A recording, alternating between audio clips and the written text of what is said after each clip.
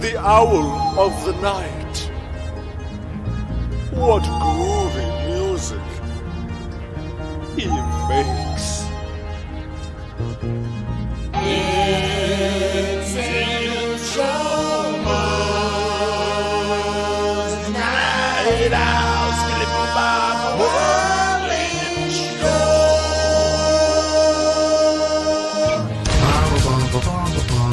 Disco, please us all. Chicken dinner. Jack Oxen. Chicken dinner. Oh, this is insane. Okay.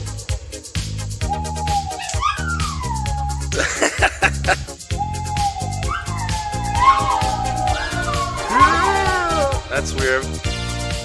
Okay. I'm so sleepy I can't seem to keep awake. And now it's time for night owling with that fuzzy-faced friendly giant. And Shoma. Oh! Yeah! Oh my god, this is gonna be weird.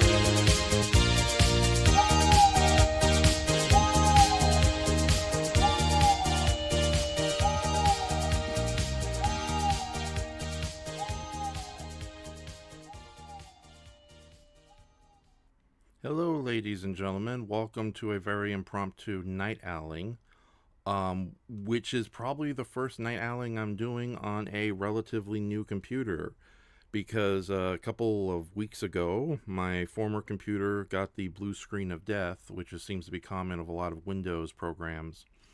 And while I'm still going to attempt to fix it, we will see if it will be used at all in the future. Right now, I'm currently trying out a new computer, and unfortunately, that meant I had to download a lot of my programmings, not prime programmers. That's right, Mark comes from another dimension. He's a Tron man. But yeah, well, I'm not alone. I have someone with me. Usually we play our theme music. We haven't had her on a night owling for a while. But it's Win. Hey, Win. Hello. It's good to be back, denizens of the interwebs. Exactly. So, and yeah, this is going to be very much on the rough. We might be having Brayton a little later, but for the most part, just me and Win testing things out. And like Win says, we're going to be, like we were talking in the green room behind the scenes, so to speak, we're going to be talking mainly fantasy creatures or fantasy characters or anything. So yeah, because it's funny when, what was I going to say? Anyways, how have you been doing lately? Let's just go ahead and start with that, if that's all right. Hanging in. I can't really complain too much. Things could be better, but otherwise it could be worse. Okay, that's pretty much, yeah, that's a good way to put it. Yeah, and it's like, I know things can get a little sad and rough in this day and age with a lot of stuff that's going on out there in whatever land, but yeah, we're here and we're just going to enjoy some time together.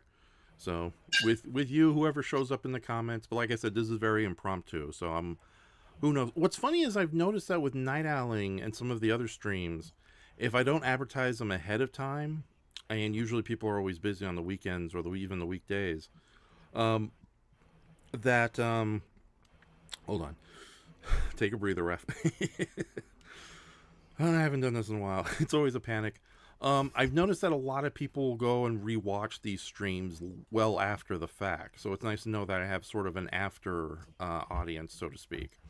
And Yeah. here's another dark revelation. I was joking with this with some friends recently. I know in the past I've made jokes that I'm not the I'm not the most dynamic or most energetic host in the world. I'm just barely above Gabe Kaplan of Welcome Back Carter as far as a lead figure to an otherwise decent show is concerned. But now I fear that maybe I have more in common with Jimmy Fallon, especially when I'm just panicking and have no idea what I'm doing. Well, hey, that means you have a late night talk show slot in your future. Oh yeah, they'll give it to anybody except poor Conan. So that was mean. Poor bastard. Yeah, yeah. He's okay with his podcasts apparently. So, do you think Possibly. podcasts get a little too not overexposed, but like almost it's gotten ridiculous. Almost everybody and their mother has a podcast these days.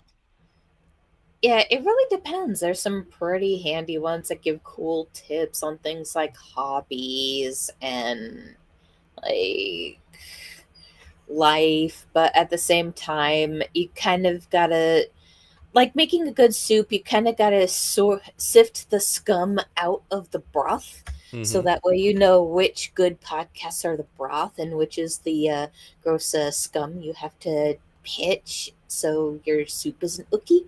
Mm-hmm. Like as I said, there's ones that gives really good tips, really funny anecdotes.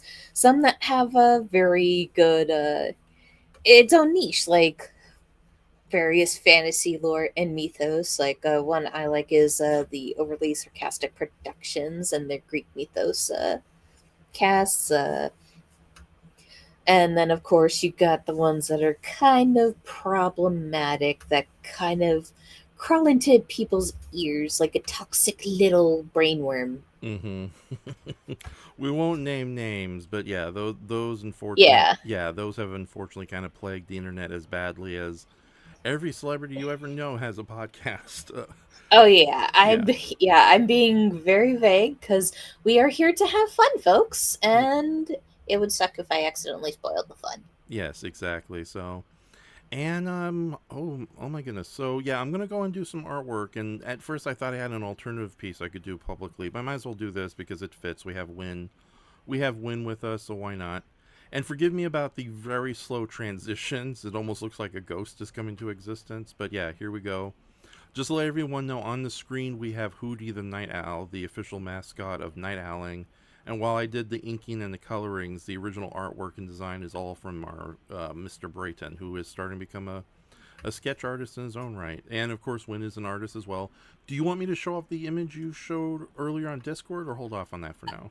Yeah, you know what? Go ahead. Like I said, I'm getting used to Krita and using a tablet as a whole all over again, where paper and pen and my smartphone was kind of my weapon of choice for a while, Mm-hmm. especially after my old computer before this laptop uh, died in like 2021, where I had a clip art and a really good tablet, but unfortunately, those when they were being transferred from California to my current home state, Mm-hmm. kind of got bumped around and Ooh. stopped being functional.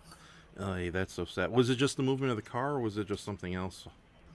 I think it was like a mix of the movement of the car, and I think some of the parts were just so obsolete.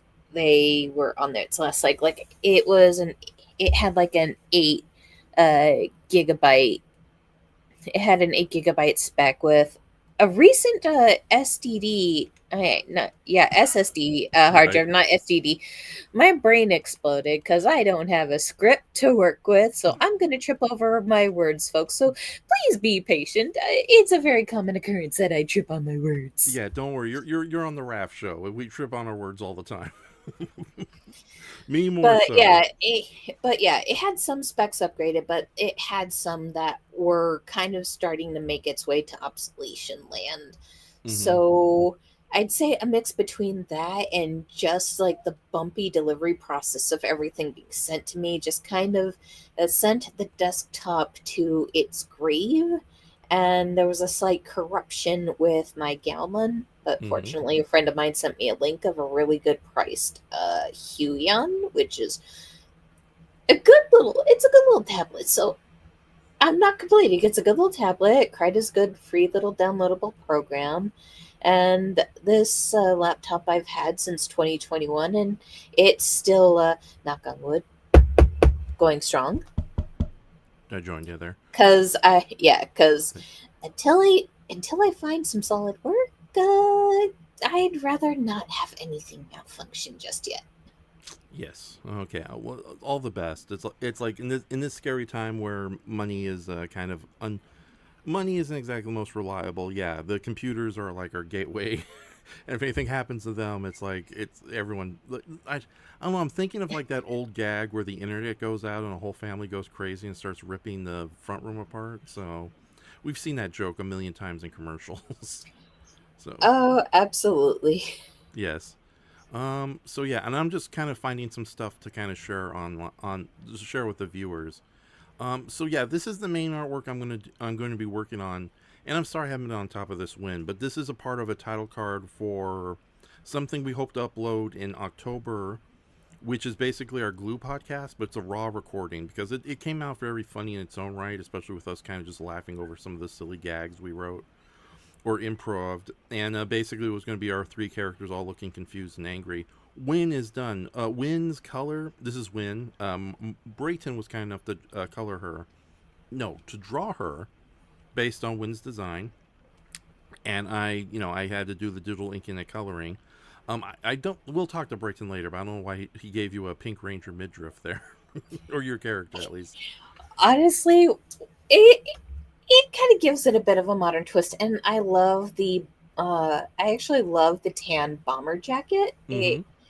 It looks so much better than the jacket I actually drew for her. So I'm kind of happy with how the bomber jacket came out, the pants, the belt.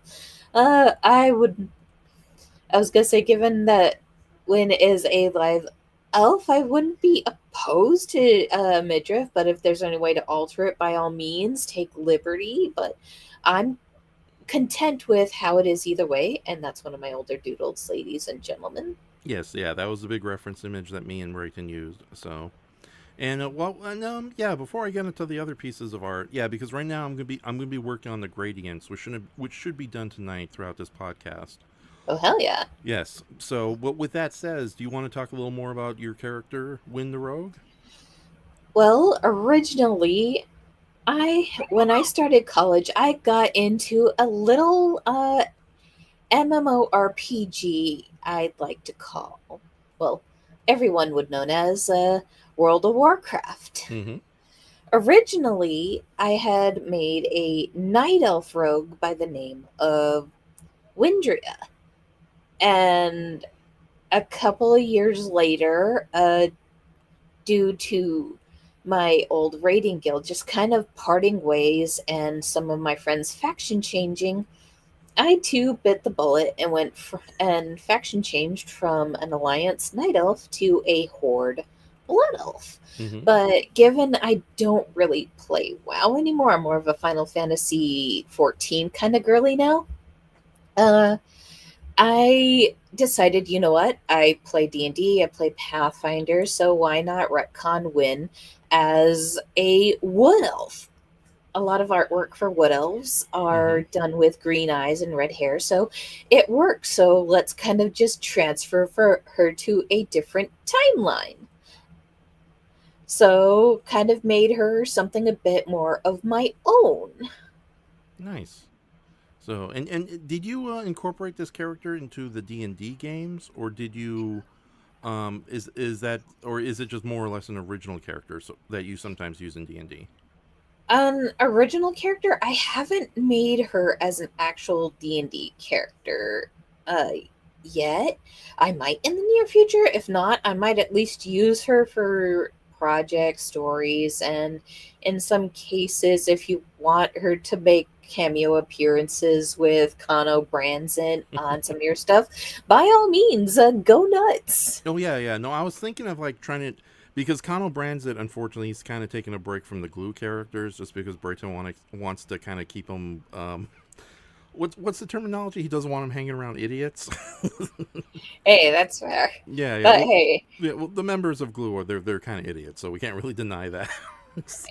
yeah, Yeah, yeah. yeah. No, that. I love how we reluctantly have to agree to that. So it's like Boo. I don't want to say Boo's one of those one of. Though she is more or less the one of the few that actually make any that has like actual common sense. She's the little moral being amongst some idiotic criminal misfits. I wonder Lovable, who. Yes. lovable criminal misfits, mind you, because I Yes. love these guys. Oh, thank you very much. Yeah, I'm trying to get another Glue episode up before Christmas at the very latest. I'm just looking at some stuff that we can probably share throughout the night. I think that may be. Oh, wait a minute. That might be. Yeah, that okay. This might be something interesting to share with everybody just because of our Godzilla fans or whatnot. If I had Oh some yeah, fantasy monsters here. But yeah, I'm going to be working on Wynn's character throughout the night. And hopefully it'll stand as its own kind of picture. So I guess she's just flummoxed that, of all the insanity in the RAF script for the Glue podcast. So, oh yeah. okay, hold on. Let me. This is a lot easier if I get rid of the coloring. Okay, there we go. Yeah, because some of the colors are a little dark. Oh, kind of gives a manga vibe. Yes, yes. It's like also like a marble statue too. So, all right. So yeah, this is Wynn's character. And before we go any further, this is one of the recent pictures you've done with the program you were mentioning. Yeah, I made that in Krita. I did. I'm like I said, I'm kind of getting back into things after like 5 or so years of rust. Mm-hmm. So, uh, first was a layer I did with the 2B pencil, and then I went over it with a fine ink brush in the second layer. And then I kind of colored it in the second layer and dedicated the third to the minor shading you see here. I would have done more, but I was kind of second guessing myself on where some of the shading could be because, like I said, 5 years rusty, need a brush up on my color theory, so I didn't want it to turn out looking too awkward. Mm-hmm. And also, as I've mentioned to Raph before we started the podcast, hands and shading are the bane of my existence. Yes. So I've come to love doing gradients, although it definitely is kind of a pain in the butt compared to the more well, actually doing the line work is more difficult. The gradients and the coloring is no problem. But no, just to kind of make it clear for everybody watching this, hands are difficult. Period. Even for the best artists out there. And I also hear that bare feet can also be a major issue, which is why a lot of comic books tend to cut off cut off at the knees, not to show the feet. But yeah, no, don't feel too bad because hands are definitely a major pain in the butt, and I think that's why so many cartoon characters throughout history have had only 3 fingers or 4 fingers, as opposed to the hideous 5 fingers that were once predicted by Bart Simpson and Lisa in a future scenario. And they have big old shoes. In my case, I kind of got a little inspired by the Kingdom Hearts aesthetic with my shoes and boots that I draw on characters. Right. So, is there any significance to this design, this character right here, or is it just a random monk because that's what the file was named? Uh, well, it was just kind of something I started doodling in college a while back as a different piece. And I figured I need a guinea pig. Why not do something, an older piece that looked really, really bad and kind of give it a glow up and a remodel? Like the original one, the like arms were super noodly. The coloring was roughly like the same color convention, Mm-hmm. but it was instead what looked like tribal garb because a little halter top and that weird little loincloth skirt you would see in some fantasy art. So I was like, you know what? Let's get I'm older, I'm wiser. Let's give her a bit of a glow up and a more practical and more comfy looking attire. So, skimpy tribal garb went out the door in place for a comfy, lightweight martial arts vestments. Okay, cool. So yeah, no, it's something I've been doing lately too. I've been taking I save a lot of my old Photoshop files just in case I need to use them again in the future, and I'm trying to update and strengthen, at least in quality image, a lot of my older works too. And a lot of that has kind of gone into a book that I'm working on for October. Actually, it's finished. I just need to figure out how to print it out in mass before October. But we'll talk about that in a future podcast. And also, your character fires laser eyes. Ah. But yeah, it. Okay, I'll but stop in that. the but in the past, I just had labeled the piece as like elf fighter chick. But as I got into D&D at the time with its glow up, I kind of retconned it. Her name is Chandela Willow Breeze, and she is a Way of the Open Palm monk. I haven't put her in a D&D game, but I would not mind having that on hand if I ever get to do a offline D&D session rather than just a Roll 21 that I normally do with my Yeah, friends. So Chandela. we're Okay, no, keep going. uh, like I said, but but we're also kind of slowly segueing into Pathfinder as my friend in question who was DMing kind of liked the system and a lot of the various class ancestry combos that were going on over there. So I was like, okay. And worst case, I just kind of upgrade her to Pathfinder, just kind of make her a monk and think of a really cool archetype to go once she is level 4, because level 4 in Pathfinders when you get to unlock an archetype, or if you want a multi-class, a second class to multi-class, that'll work. Mm-hmm. But yeah, like I said, I retconned her name to I think I said Chandela Willowbreeze. Yeah, Chandela Willow. Was it Chandela Willowbrook or Chandela Willoughby? No, Willow Breeze. Willow Breeze. Okay. Yeah, I was gonna say that was an impressive name. A lot of syllables. Chandela Willow Breeze. Okay, that's 6 syllables. Yeah, it just sounded very elfy, very cool. Mm-hmm. Oh, she's an elf. I thought she was human. Okay, let's. No, Okay, she's a half elf, okay, I can I see the pointy guess. ears now. Okay then. So, and she can also breathe laser fire. Ah, that looks You know more what? over on it. Okay. I was gonna say if I added a caster to it as a multi-class, probably, or if I did keep her as a D&D character instead of Open Palm, if I went something along the lines of Sun Soul. Mm-hmm. Okay, cool. So, all right. So we'll be saying goodbye to Miss Willow You could just Chandela. say, yeah, you can say Chandela or just Shan. Shan. Okay, we'll call her Shan. Bye, Shan. So yeah, we'll put that on the back burner. We'll talk about this weird character later. Um, just wanted to kind of show off some artwork of my own. I'm not going to take this too long, but okay. So this is one of the many unfortunate fan art pieces I've done of obscure characters nobody cares about. And this is the titular Alien from the Deep, or Alien from the Abyss, a 1989 Italian horror adventure movie. More of an adventure movie that just happens to have a horror monster in it. And it's your typical chestnut story. There's an illegal nuclear power plant in the middle of a jungle on a deserted island that's dumping barrels of toxic waste down a volcano, as you do. And somehow, and there's an environmentalist news reporter and her cameraman who stumble upon the sort of corporate conspiracy, and they get the help from a snake, like a heroic snake scientist who lives on the island. Meanwhile, this is where the plot gets interesting and the halfway point. The barrels of toxic waste has literally attracted a literal alien from the deep, aka some creature that lives in the Earth's core, that comes up and wants to basically cause mayhem. And the name of the monster, I just found out relatively recently, is Big Claw, because it's this giant, impressive claw puppet that you see most of the time as the creature burrows beneath the ground.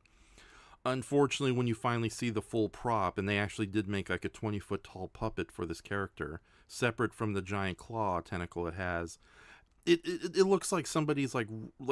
You remember when when Dean had to hide an Iron Giant and he used like it's just a bunch of random metal scrap pieces glued together and it didn't really look that good? Yeah, basically. Vaguely. Yeah. This is basically the actual equivalent of that, like an arts and craft project gone bad. I like the movie. It's one of those '80s cheesy movies from Italy that I think is actually a lot of fun, even though the monster only shows up in like maybe the last 30 minutes.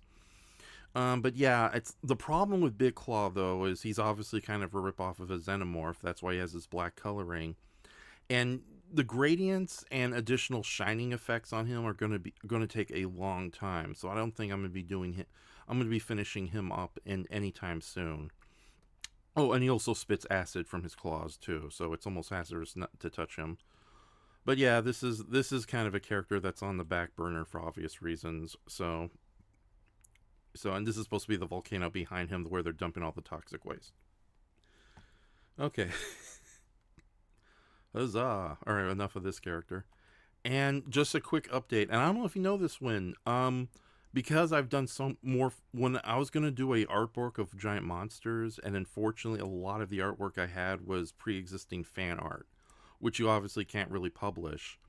So I decided. I've mentioned this many times before, but this might be your first time hearing it. But I've taken a lot of my kind of pre-existing fan art characters and altered them heavily, inspired by like the weird Pachimon cards from Japan, which oh god, this character is somewhat connected to, but we'll get to it in a moment. So yeah, creating completely new monsters, more or less from a collect using photo collage elements, most of it taken by me, but other ones borrowed from other sources. Unfortunately, the book is not like 100% kosher as far as copyright goes, so for the time being, it's going to be kind of an unofficial publishing. But this is the final cover I had to create. We had an alternate cover that Brayton helped create, but it looked a little too much like AI artwork, so I just went for a more simpler graphic design thing here. But yeah, and these are the various monsters who'll be showing up in the book. And Pachishoma, it's a mix of Pachimon, which is a video I've already shown in the past, which is basically means stolen monster, bootleg creatures. It's like you take Godzilla, you give him yellow skin and a trunk, and boom, you got a new monster. And these were actually popular trading cards in Japan during the 70s, although they were, again, basically widespread mass-produced bootlegs. And my Pachishoma series is basically kind of inspired heavily by that, the insane world of legally dubious kaiju. But yeah, here are some of the characters that will be in the book. And if push comes to shove, you're probably going to be voicing some of them. What's one character? Oh yeah, this is a heavily altered Baragon. This is a heavily altered Hedera. Yeah, this is a heavily altered Matango. Nova, Statue of Liberty, of course. So yeah, various Gloop and Gleep. So yeah. But yeah, no, I created them as their own monster characters. This artwork is completely original, though, but based on the weird designs I made. Any comments you want or questions you want to ask about whatever the hell I'm talking about here? I gotta say, it does look really cool, and you kind of made a wise decision because it honestly, the cover gives it a little extra character. Mm-hmm. And you can kind of tell, oh, this was made by Humies, for sure. Even though the other one was, it kind of has a style of its own, so people can't really perceive it as Chat GPT wink wonk. Not that it could, because one, this one has like a lot of depth, effort, and two, it doesn't have that weird, awkward pea color tone tint that most Chat GPT art pieces have, or excuse me, not art pieces, prompts. Mm-hmm. I'm sorry. I could go on for days about AI wonk. Yeah, AI wonk. Yeah, no, we've had that conversation plenty of times on the show, so I can understand you not wanting Which is why I'm stopping us, is because, like I said, we're here to have fun, folks. I don't want to spoil the fun, but it looks very, very good. Okay, thank you so much. And yeah, if the mass printing works out, I'll try to send you a book in the future. But it's like I forgot I had this layer. This gives you an idea what the actual cards themselves look like that will be featured inside the book. So it's like in some cases, some of these I can actually reprint in an actual book. Like these are, other than the firing smoke, all these are taken from original photos that I merged with the monster in question. This one here too. But yeah, I'll just quickly smooth around there. I don't know if I ever shared these with you, Win. So just yeah, if you see, I recognize a few pieces. yes, yeah, like this one here. This is like a reworking of Lizinator from Power Rangers into a big old lion man, but the background is completely take is a local area by the Galleria Mall where I'm at. So, and this is taken outside at a nearby apartment complex. I hope I don't come off creepy walking around early in the morning taking pictures of buildings. I know Brayton's gonna yell at me about that, so but you know it's Brayton. Oh, hey, there's Miss Blue. Oh yeah, yeah, yeah. It's reincorporated Miss Blue and made her human. So yeah, I think just to fill out that little corner because it's like there was no one else to fill that in. So so yeah, I'll just quickly go over these. Yeah, this was King Kong escapes. I made him to a giant space gorilla pirate. So yeah, so I'll just quickly go over these. So this, yeah, this one, this was I had a lot of friends donate pictures. There's like Patrick Galvin gave me some of his vacation photos from Japan, so I put in a giant sea slug monster in there. So, but yeah, yeah, some of these aren't 100% kosher. Like, actually no, these are actually all pretty good, all things considering. Okay, but yeah, I'll get off of this, and then we'll be working on Win pretty soon. Unless you want me to talk about whatever the heck is up with this character. Hey, I am cool either way. Like I said, I am good for a couple of hours. So, Yeah. you can kind of give a quick and brief explanation No. of Whoever. the derpy orange amphibian creature with gills. Yeah. Okay. All right. So among the Pachimon cards, there was these a mayonnaise company of Kokuipi back in the 70s made this very infamous playing card set that had relatively original monster artwork, but the designs were so wonky they kind of just get kind of placed with the other Pachimon. And this is Itch, aka H. He's basically he, she, I don't know what to call it, is basically a gigantic living H-bomb monster, but it's probably the most infamous of these characters. And also so much so that somebody even made like there's been various fan films made in Japan where they actually put H in the film as a rather crappy puppet, as seen here from 2005's Fierce Great Monster Battle. And as you can see, I keep forgetting H is supposed to be really huge compared to other kaiju, but these are like a bunch of screenshots. And I decided just to kind of make fan art of the character, although was not 100% accurate to the design. I kind of took some liberties here. And again, this is a picture I took of the highway with some extra mountains and sky. So yeah, this is kind of an okay photo collage right here. And yeah, there's a comparison with the original card and my fan art of H. So for some reason, a lot of Japanese collectors who've made vinyl figures and fan art of the character thinks it's cute. I just think it's kind of off-putting and awkward. What do you think? I think it looks kind of derpy, but Mm-hmm. I can understand the charm and why it has a little bit of a cult following, especially given this date and era, as we've seen with particular popular jump scare video games. Like, look at the animatronics for the Five Nights at Freddy's franchise. You got people that are huge fans of their design to the point where they draw like fan art of an OC similar to those particular models, or has a lore connected with those particular animatronics. Mm-hmm. Okay. Oh, good point. Yeah. So, yeah, freaky and cute, I guess is the way. Yeah, yeah, I can see where you're coming in with the comparison to Five Nights at Freddy's. So, Yeah, and like, go would on. it be crude? Would it be crude? Would it be uh, fruity? Freaky cute. I'm trying to figure out a good name combo, but my brain is failing me, so I will take that loss with grace. Okay, that's okay. I like the idea of freaky cute though. That's a neat little It's like how some people explain certain monsters of being so ugly and hideous that they kind of go around and end up becoming cute or attractive. I don't know. That's some weird thing I've heard. All right, and as you can see, I made my own. I did an alternate version inspired by the Fierce Monster Battle because, as you can see, there's some obvious strings. It's a very low budget short film. Oh, absolutely. Yeah, that phone's coming up from my end. So, and I comically kind of recreated it, just altering the colors and adding some barely visible wires there. So there you go. All right, so I think that's enough for H, and then, so yeah, I'll get back to just talking about Win basically. Oh, what's going on here? Oh, hold on. Apparently, I altered the pictures enough for them to want me to save it. So, all right, this was something else I was going to share, but that can wait a little later before Brayton shows up. So yeah, let's go back to drawing Win. So or coloring, shading Win.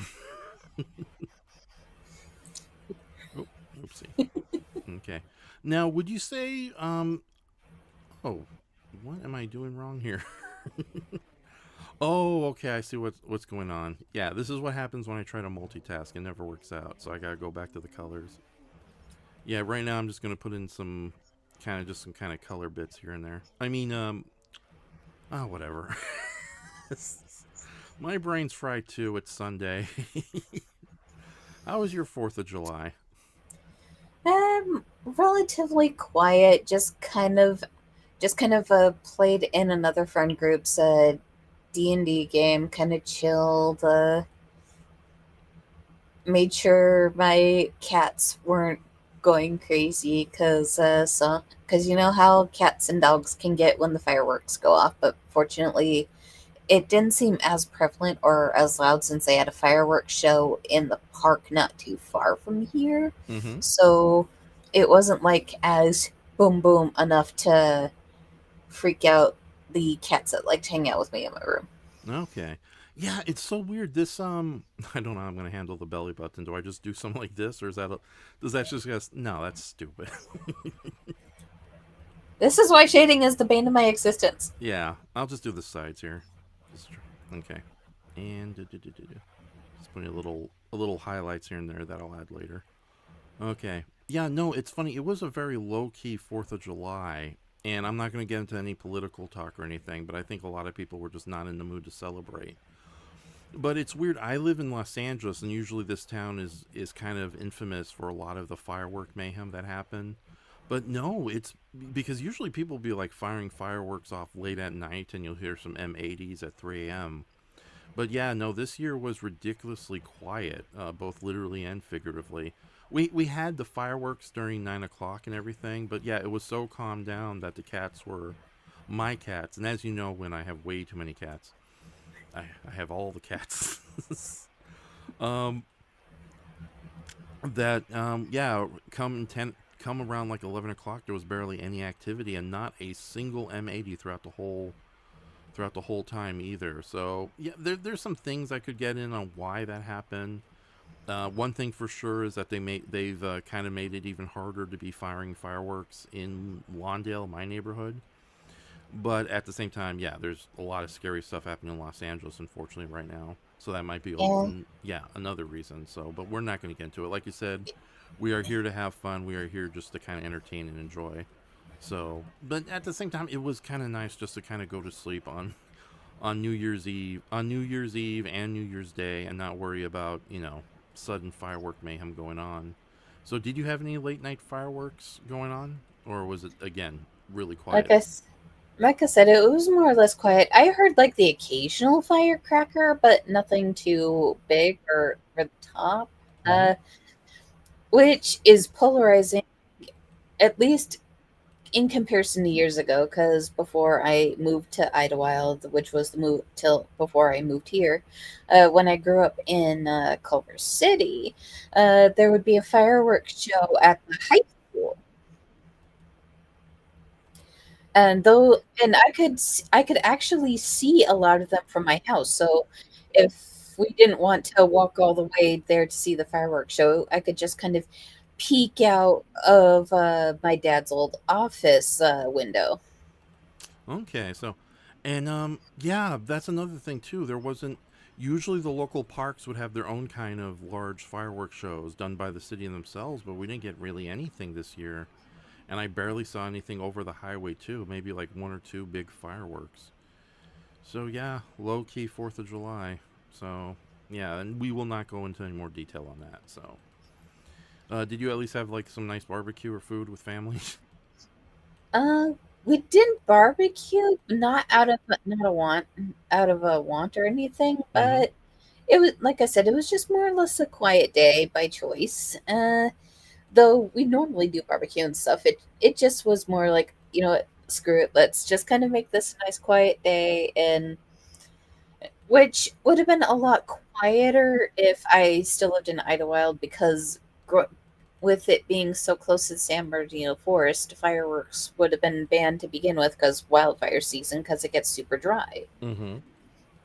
And the fireworks I would have seen would have been at Anime Expo, which just passed this weekend. Obviously, because of everything going on IRL with me, I didn't get to go this year, but I'm hoping that there will be a chance next year. Yeah, and if there is next year, you let me know. I got tons of friends and family who'd be happy to let you stay over for free.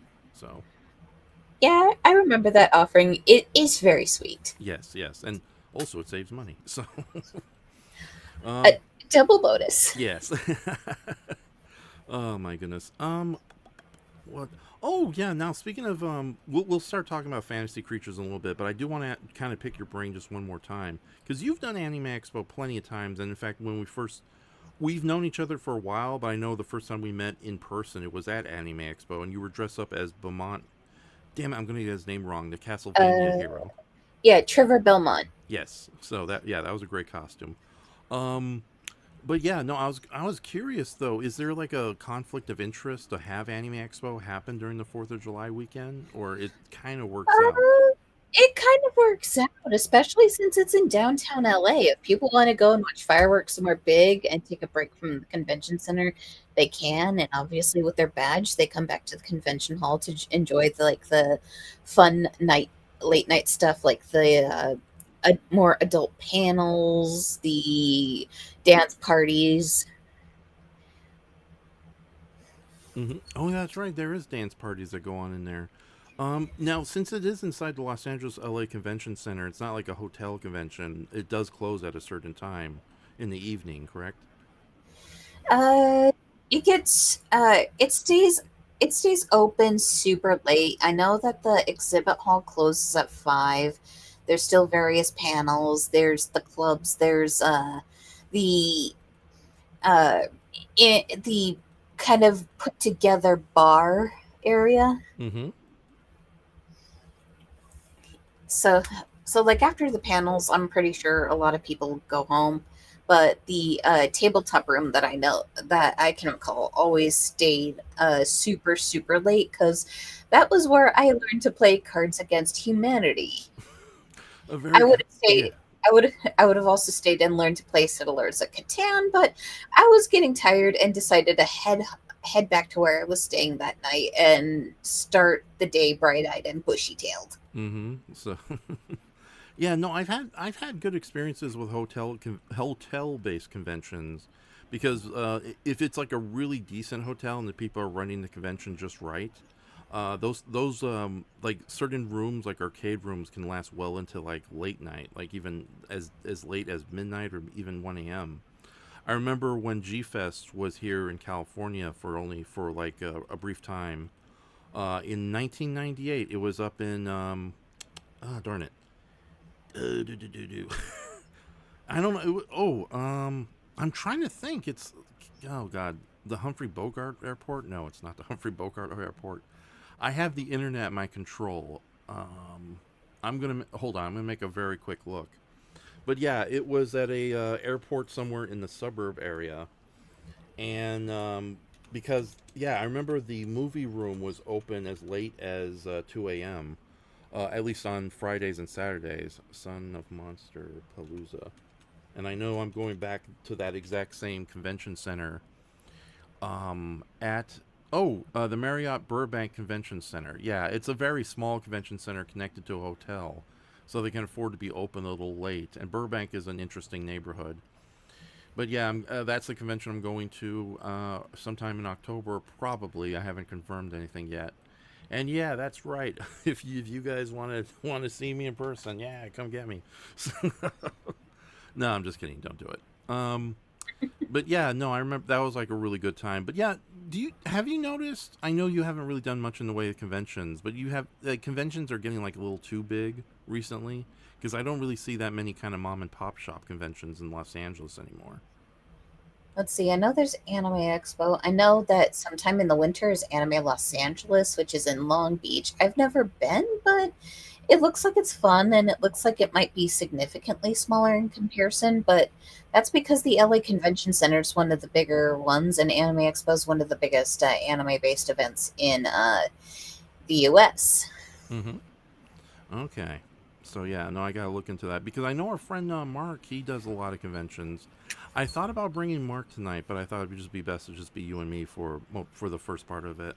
So, um, but yeah, let's So anything you want to talk else before we get into like fantasy creatures and whatnot? Because I know that was the main thing we wanted to do tonight.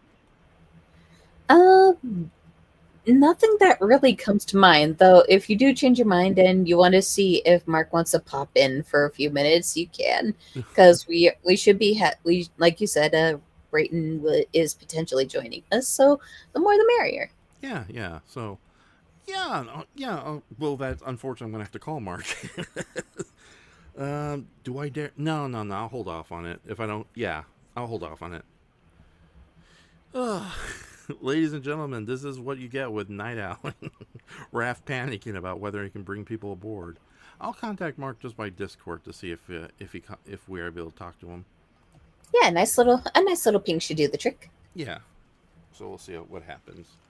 I'll get him by Instagram too, because like I said, he has not been on Discord for a while. Hold on. Sorry about this. Hey, Marco boy. Would you like to join me on a live stream tonight? Okay, and I will copy and paste that message elsewhere. So, all right, so we'll see what happens. Now, Win is an elf. Not you, Win, the character Win. Now, is there any preference for the elven kind, or is just the kind of character you just chose? It was kind of the character I had decided to choose since, like I said, World of Warcraft was kind of the origin of the character she was based off of, Windria. Mm-hmm. So I was like, you know what, screw it, let's keep it that way. Retcon her as a wood elf. Now that you don't really play WoW as much as you used to, or in this case, unsubscribed it back to save monies. Okay, so now I wanted to ask you though. I noticed in World of Warcraft they have elf-looking beings with bright green eyes and even longer ears. Is that supposed to be a completely separate species? Oh, that is the blood elf. Okay, yeah, and are they just called blood elves because of the ginger head and here and the green eyes, or is there Oh something else to no, them? there's lore behind it. They were actually originally high elves, but during the Third War, they were invaded by the undead and the scourge. And upon that invasion, their source their high source of mana, the Sunwell, in which they depended on, was destroyed. And in a mix of that and the bloodshed they had to endure, Mm-hmm. the survivors at that point had decided to call themselves the Sindori, which translates into Blood Elves, where they were originally the Queldori, which are High Elves. Hmm. So and oh yeah, no, God, getting into a new lore, I have to wrap my head around it. It's like I'm only just now starting to grasp the whole Monster Hunter thing. So, uh, Oh, fun game, fun yeah, game. right, right. Now, is it just fighting monsters? Is it just going around and slaying dragons? It's just a very basic nature game in that regard. There's a bit of a story. There's something that's making some monsters go berserk, and you have to solve a crisis involving specific monsters with each mission and each part of the story progression. And of course, when you get to like the crux of each chapter, it's more often than not an elder dragon. Mm-hmm. In this case, you fight various things. Like one of my favorite monsters is this giant, derpy-looking chameleon creature that shoots poison out of its tail, called Puke Puke.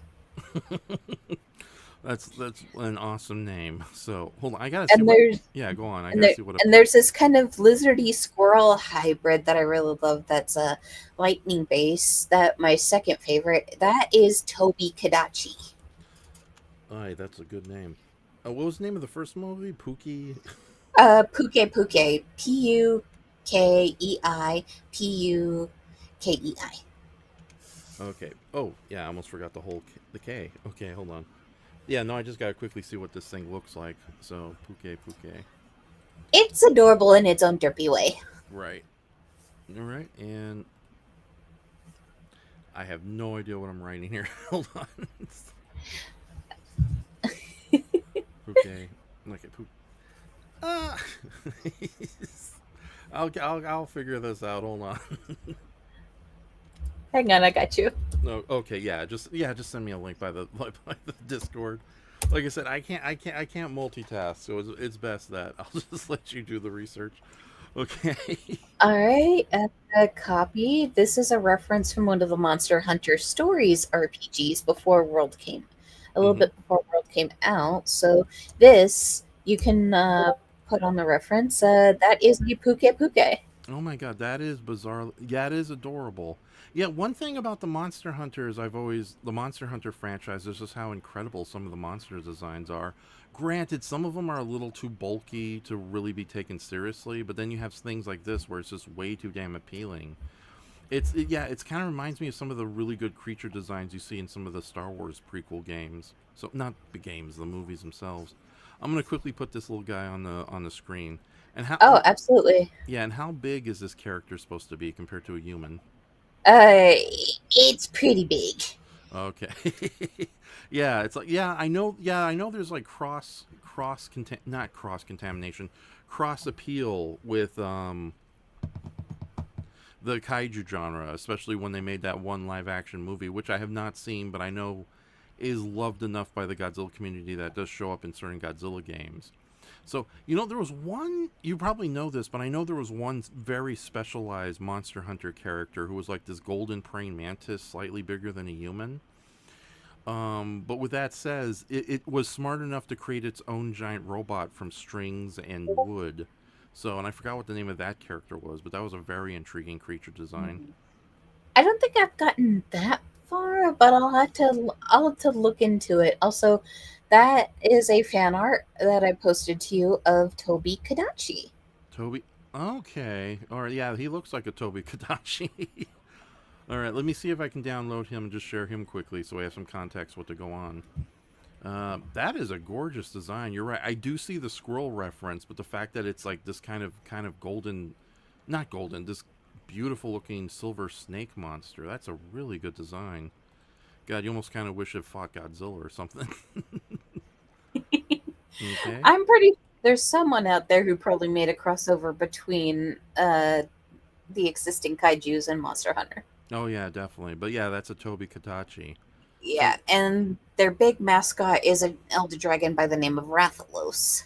oh, I'm familiar with the Rathalos. I've seen that. Yeah, That. Yeah, like you said, that is the mascot of the entire genre. yeah, yeah. He is their Pikachu. And I love that they went with the certain snake that has a bit of the horn-like intrusions on the eyes too. But yeah, that very good design here. The feather boa here kind of reminds me a little bit of Geronimon from Ultraman, so just a little bit. But yeah, this is a really good monster design. So okay, we'll be saying goodbye to them and going back to the win artwork. So all right, gotta do the eyes. All right. So and no word from Mark, but Brayton says he will be with us in an hour. So he's probably gonna yell at me, but for rightful reasons. He's been drawing a much longer time than I sometimes make it seem that way, so I apologize on screen if it's like, oh, look at little Brayton doing his artwork. Oh. You're good. You're good. Yeah, okay, I know. I'm just, God, like I said, I'm like one of the worst hosts ever. What's your opinion of elves as a mythical race? Because I know, like you said, Wynn, the character herself, was inspired by World of Warcraft, but your take on elves in general. I kind of like the diversity of everyone's point of view and lore of it. The only thing I could do without is how some of them are often portrayed as being kind of xenophobic when we've seen some get over their prejudices. Like you see Legolas and Gimli become besties, even though elves and dwarves are not exactly often besties. Mm-hmm. Now, with that said, wasn't that more of a creation of the movie? Because I know a little bit of that existed in the books, but it wasn't as extreme as it wasn't as much of a force Peter Jackson moment as the movies make him out to be. Uh, it's been a while since I read the book, so I can't really remember too well. Yeah, and you're right. So it's like I don't mind elves. They're not exactly the top of my list as far as fantasy characters go, but they can be, when done right, they're almost like the likable Vulcans of fantasy realms. So yeah, Star Trek reference, of course. The sci-fi Yeah, guy mentioned that. yeah, and I kind of find it amusing that there are some people who will draw these elves as these short, diminutive, little kind of derpy, cutesy creatures in some points of view, but you have others who kind of portray them Tolkien-esque, where they're these, well, Tolkien-esque and D&D-esque, where they're these like badasses. Mm-hmm. Yeah, and has there ever really been like a kind of a cross between those two extremes, the Orville cookie, Orville cookie elves and the more badass elves? Oh, Uh, yeah. Go on. I'll let you talk.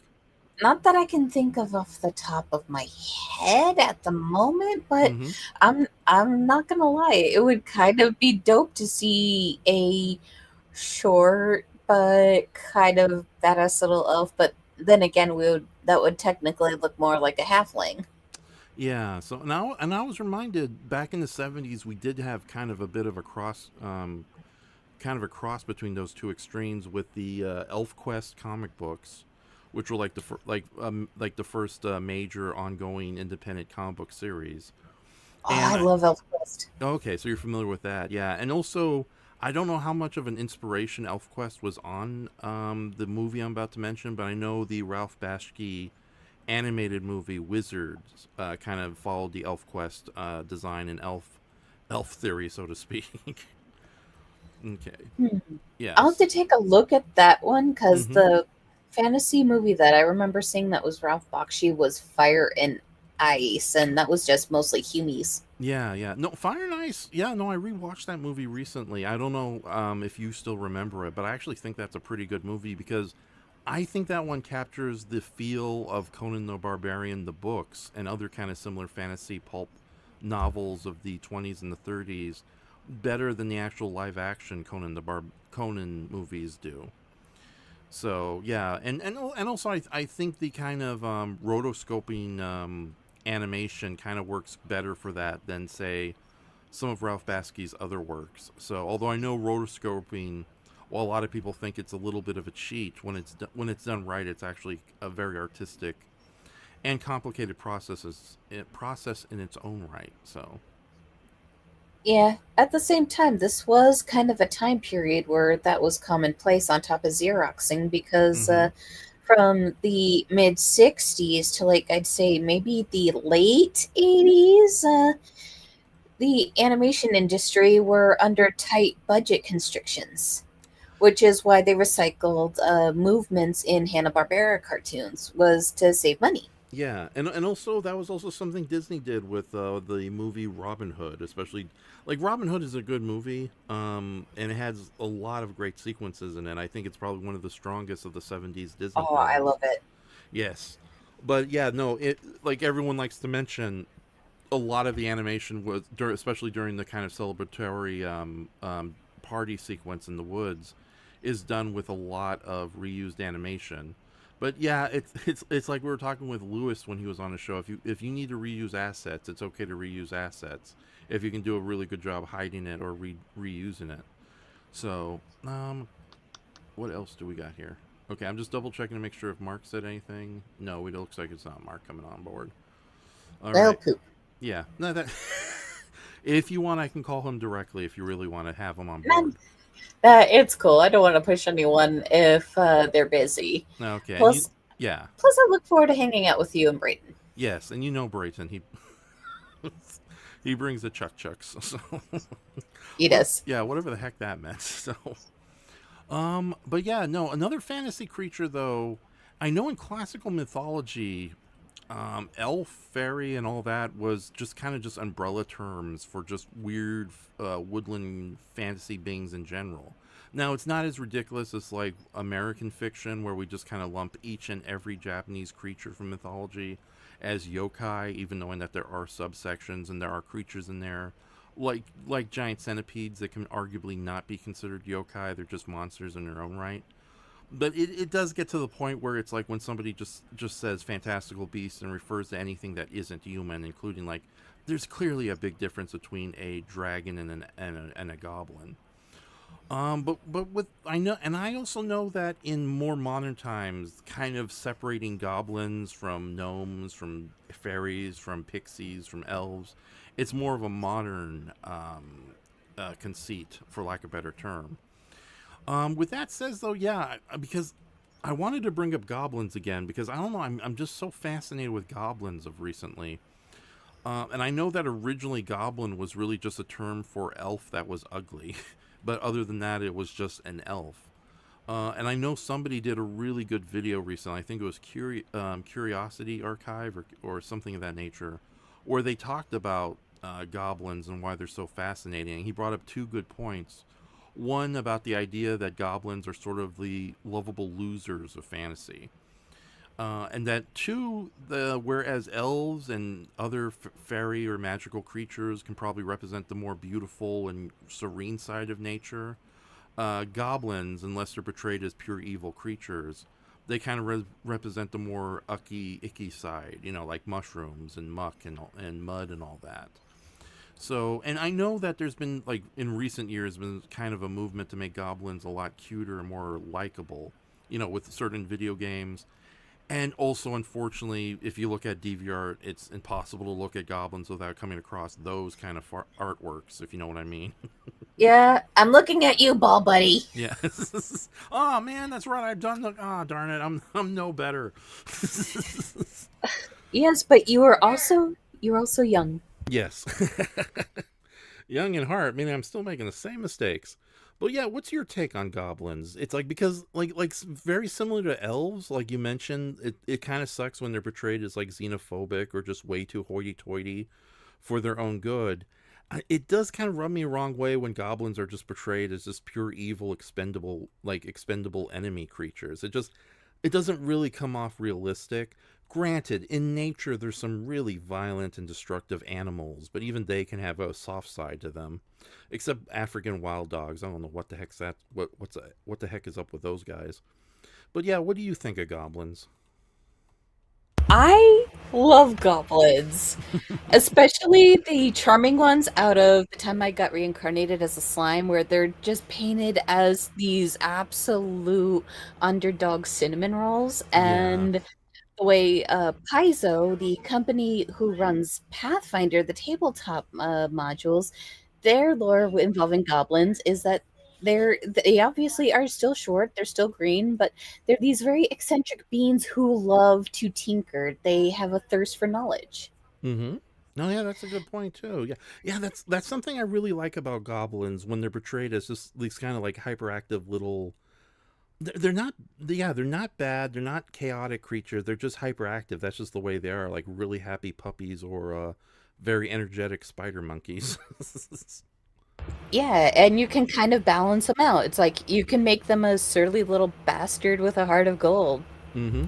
Oh yeah, definitely. Like I'm planning on revisiting my Kate and Tabitha comics, or as what I used to call them was Fleabin Sisters. It's a story about two cat sisters, but I think the title is a little too mean spirited, so I'm debating whether I should change it.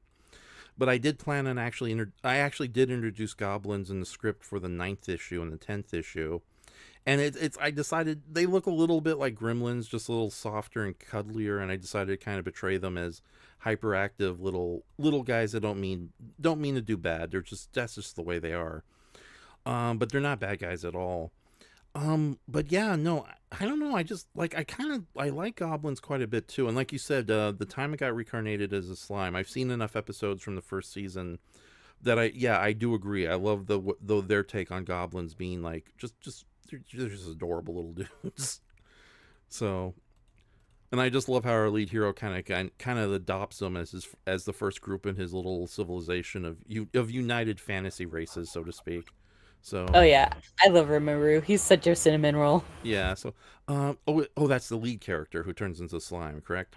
Yes, Okay. he's the protagonist. Yes. So is the original manga for that time I got reincarnated as a slime still going, or is it kind of winding down?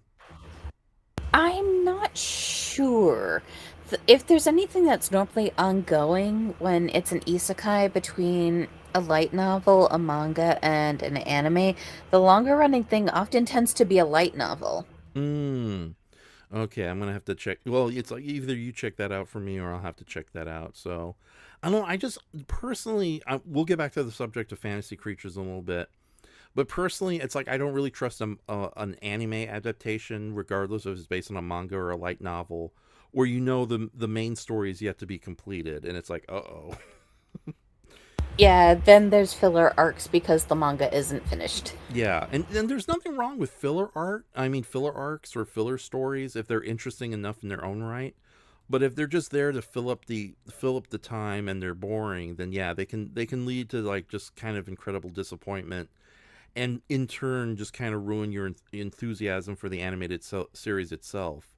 Like I know the most infamous example was Bleach with the whatever the weird soul sucking vampires and their little golem puppets. It's like that's not a bad idea for an original story arc, but the fact that they kept that up for like 200 episodes straight, it's like, oh my goodness. Yeah, it kind of felt like it watered down that particular arc when I'm sure it didn't mean to, obviously.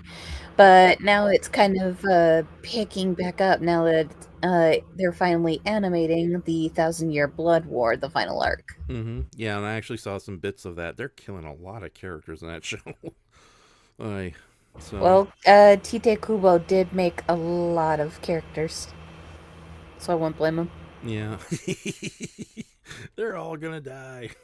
So now I don't know why I sounded so happy saying that. So now from goblin, God, so from goblins, I don't know. Are we seeing like more sympathetic goblins in mainstream media, or do you think that that's because I know that infamously in the Harry Potter books and the movies, there's sort of like there's been some complaints about how goblins and other fantasy creatures get treated there, and I don't really know of any like mainstream TV shows or movies that kind of have goblins in a more positive Uh, light.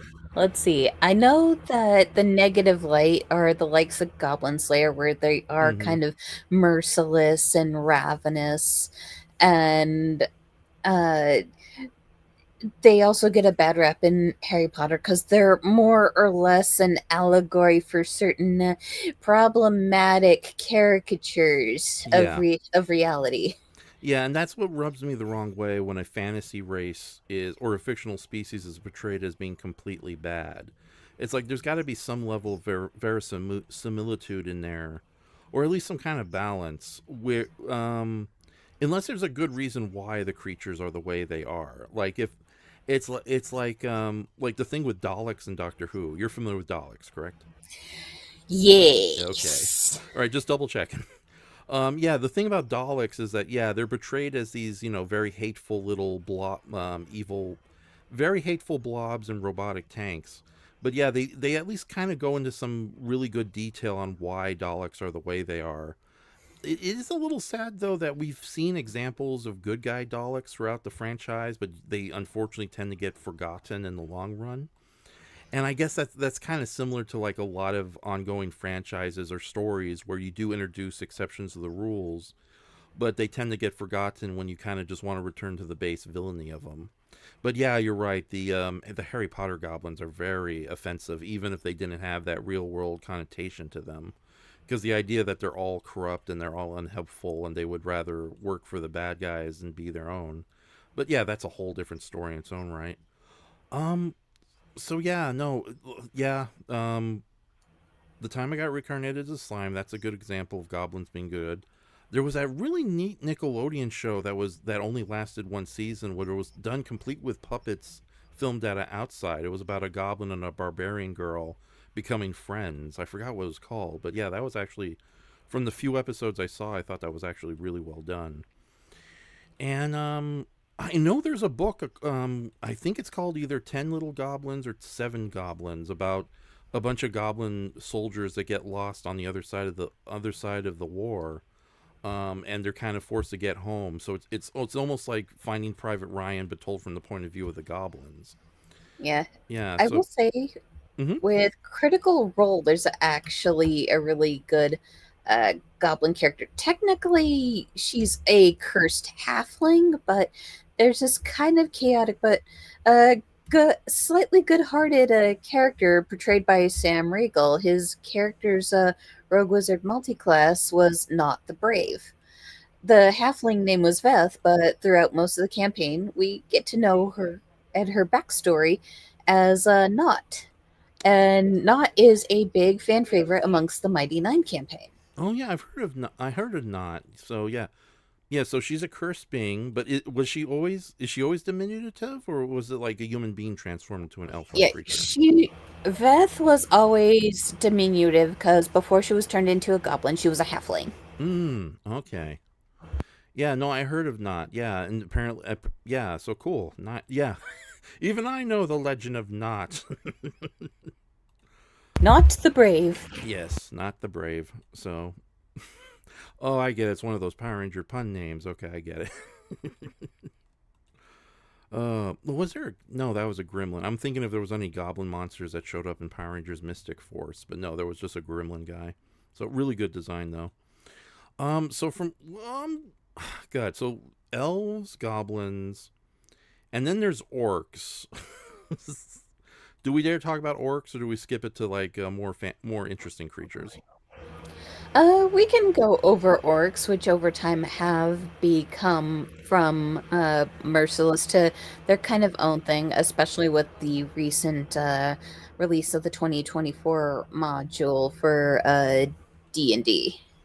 Okay, yeah. So now God, I know that the first use of the word orc was from J.R. Tolkien, and that was just kind of a different name for slightly larger goblins, but they really weren't their own species. I just know that other people took it and ran with it in later fictions. But yeah, no, orcs can be really cool and all. So, but yeah, no, it's I think their race has kind of done a lot better than elves when it comes to being portrayed. With a little more, not verisimilitude, but a little more complexities, I should say, as both good guys and bad guys. It's. Yeah, it's like you get a bunch of it's like a mixed bag of like evil bastards and brigands, or you get some that are thriving in a shamanistic culture. Like Mm-hmm. one of the most prevalent ones, again, to bring up World of Warcraft that comes to my mind, is War Chief Thrall. Well, back when he was War Chief, he's a very shamanistic individual, very benevolent, and like Jaina Proudmoore, who he collaborated with in Warcraft 3, wanted to see peace between the Alliance and the Horde. Mm-hmm. And the horde, of course, refers to the united orc army in that series, fantasy Yeah, world. the orcs, the blood elves, the trolls, the goblins. Let's see, the undead. Oh, okay. So it's more It's than just. foreign. I didn't realize it was more than just orcs. That there is other creatures. It started out as being more orc centric. You would see hints of different races in Warcraft 2 and 3, but it originally started out because of the strategy game Warcraft Orcs versus Humans, Mm-hmm. which portrayed a lot of what people knew about the alliance and horde conflict, or in this case, primarily between those two races, the humans and the orcs. Mm-hmm. It didn't become more like alliancey, horde until roughly around late Warcraft 2, early Warcraft 3. Mm. And those were the old PC games too from a while back. Yep, I was but a tiny bean in elementary school when Warcraft Orcs versus Humans came out. It came out in 95, so I was roughly 9, 10 years old. Okay. God, I remember during my teenage years hanging out comic book shops when the whole Warcraft and Starcraft things were starting to become popular, but there were still computer games, and not even the World of Warcraft was in anybody's mind's eye at the time either. So, And to this day, the only Blizzard games that are multi-console, aka console and PC, are the Diablo games and Overwatch. mm-hmm. Over. Oh yeah, Overwatch. That's the video game with all the different weird superhero snipers in it, right? Or the colorful Yeah, snipers. yeah. It's the hero team shooter. It's more or less similar to Team Fortress 2, except obviously you got like the Overwatch hero team versus Talon, or you can play as Talon characters with the Overwatch heroes, so like team versus team. Mm-hmm. And it's part of the trending genre that kind of grew around that time. There's Overwatch. There's a free to play one called Paladins, or there's one that does it through a third person view, currently growing in popularity with the Marvel superheroes, Marvel Rivals, which I play quite a bit.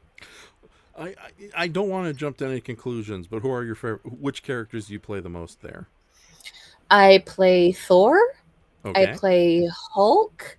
My healers are Rocket Raccoon and Jeff the Landshark because I love Jeff. My DPS mains are Squirrel Girl, Mm-hmm. and I think I'm getting my second one figured out, but so far it seems that it might either be Reed Richards or Iron Fist. Oh, nice. Those are actually some really good picks. And yeah, e- Jeff. Wow, talk about a character who just came out of nowhere and has instantly become so famous.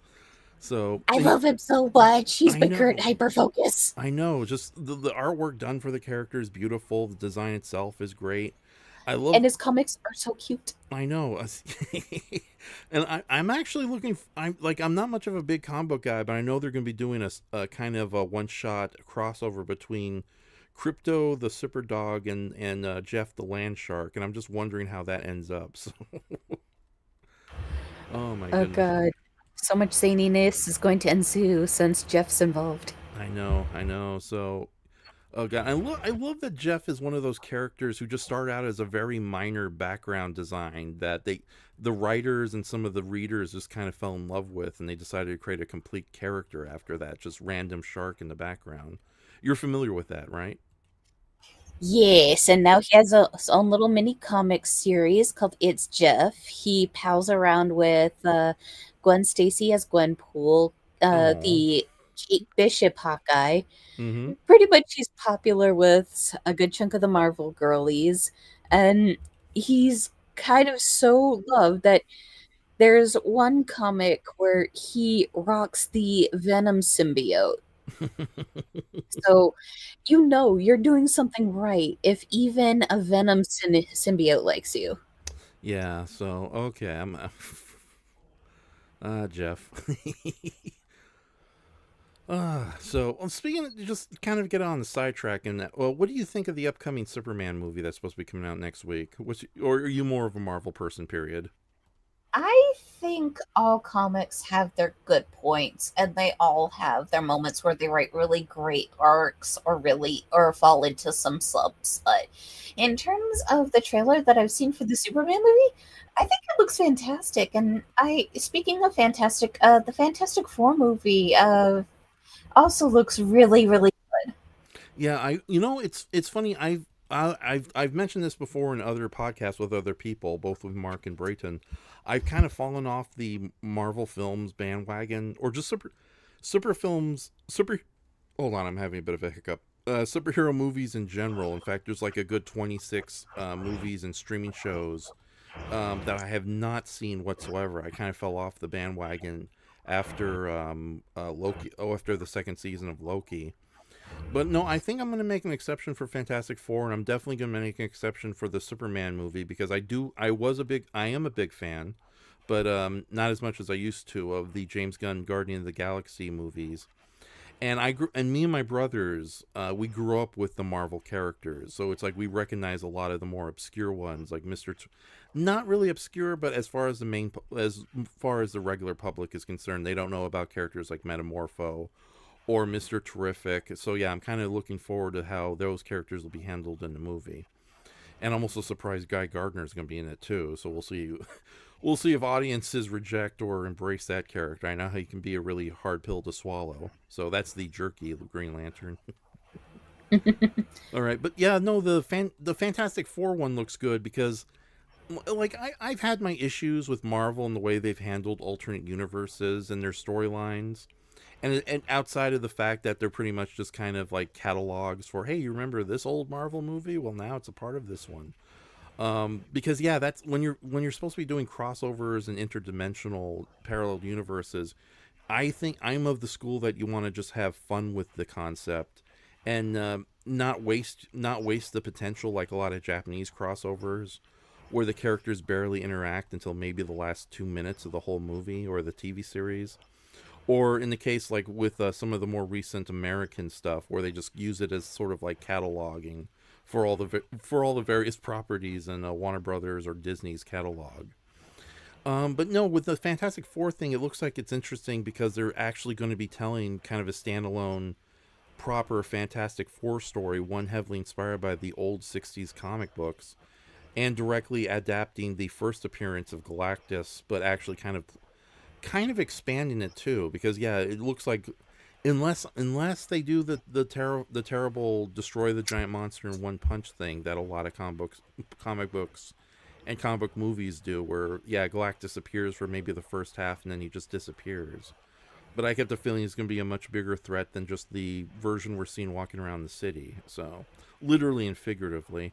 Why are you looking forward to the Fantastic Four? Is it just related to your love for the characters? It's a mix between my love for the characters. I love that they're kind of taking somewhat of a risk by going the Silver Age route. Mm-hmm. And the fact that this Galactus is actually Galactus and not a lazy, over-the-top, sparkly gray fart cloud. Yes, that's that was a big concern for the past one. So. And I like the risk they're taking with their portrayal of the Silver Surfer, going the route of picking someone from one of the 1993 runs of the comics instead of the Silver Surfer we know. Yeah, I wasn't aware there was an official female Silver Surfer in the comic books. I thought that was just a creation for the movie. Oh yeah, she's been around since like 1993. Oh wow, I did not know that. It's like I barely know anything about Marvel outside of what my brother Gabe tells me about, because Gabe was the Marvel kid in a house full of DC characters. So don't worry, we weren't torturing him with Batman toys. So. But yeah, it's like most of my Marvel knowledge comes from Gabe, since he just loves those characters a lot more than I do. I'm somewhat familiar with some of the Marvel characters, but yeah, I was not aware that there is actually a comic accurate female Silver Surfer. So yes. Okay, now unless I'm mistaken, does she have a similar origins to the original Silver Surfer, an alien who was able to have Galactus spare her world as long as to become a herald, or was she human in origin? Because I know there's been several Galactus heralds who've originated from Earth. My memory's a little fuzzy because the ones that I knew were aliens were the one we're familiar with, and also the young lady who would go on to be Nova. Oh yeah, Nova's the woman made of living fire, right? Yes. Okay, yeah, I remember her then. Because yeah, she was usually when Galactus shows up with more than one herald. Yeah, I remember Nova, and there was like a scary death guy, although I might be mistaking it for one of Thanos' kids. Oh, and speaking of terrifying telepathic priests from outer space who are friends with Thanos, Brayton has joined us. I bring you love. What else have you bring? Are you silicon base, or you biological base? I bring you love. Get it. And herpes. Hello. Oh. It'll He's been never listening to go the away. podcast tonight. Okay. I haven't. I floated in and out. I heard the first 15 minutes, as you know, Raf. But that's about it. Okay, that's okay. Yeah, like I said, this is this is a very ramshackled episode because I've lost most of the. Okay, the elements are safe and they can be easily taken off of the old hard drive, but I didn't feel like You've it. lost the element of surprise. Yeah, I lost the element of surprise. Oh man, when you jump out of a cake anymore with your twirly bra on, no one. The shock factor is gone. See, this is what he does. Raph, Okay. is there a side of you that you've been hiding from me? Oh no, you too. Now you're getting on my back. Man's got to make money. It's like AI's taking away from a lot of commission. Hey, anybody? Does anybody order a sad clown? Ooh. And I thought Dirty McCorruption was the one to corrupt the youth, but Oh. instead it's your alter ego, Rhonda Roundhouse II. Oh. We're having such a pleasant conversations about Silver Surfers. cut to Buffalo Bill dancing. Oh. You're having a pleasant conversation about what? Oh, we were talking about the different versions of Silver Surfer. And Wynn Oh. revealed to me that the female Silver Surfer from the upcoming Fantastic Four movie is actually based on a real character from the comics itself. Because I don't have anything against gender flipping or race bending characters. Clearly not by Rhonda Roundhouse II. As evidence there. Oh, this is well-earned vengeance. Yeah, but no, You know, why don't they, speaking of the Silver Surfer, why don't they give, like, the runner-ups at the Academy Awards, like, silver Oscars in the shape of the Silver Surfer, you know? Make everybody feel included. yeah, that's actually kind of a. I know that's meant as a joke, but that's actually kind of a good point. So. I like to think so. Yeah, that's not a bad idea. They were nominated. It's like, Fuck yeah. why make them go home empty-handed? Fuck that. Yeah, know. exactly. So, at least give him a $50 meal ticket to the Jelly of the Month Club membership. Hallelujah. Yeah. Oh my goodness.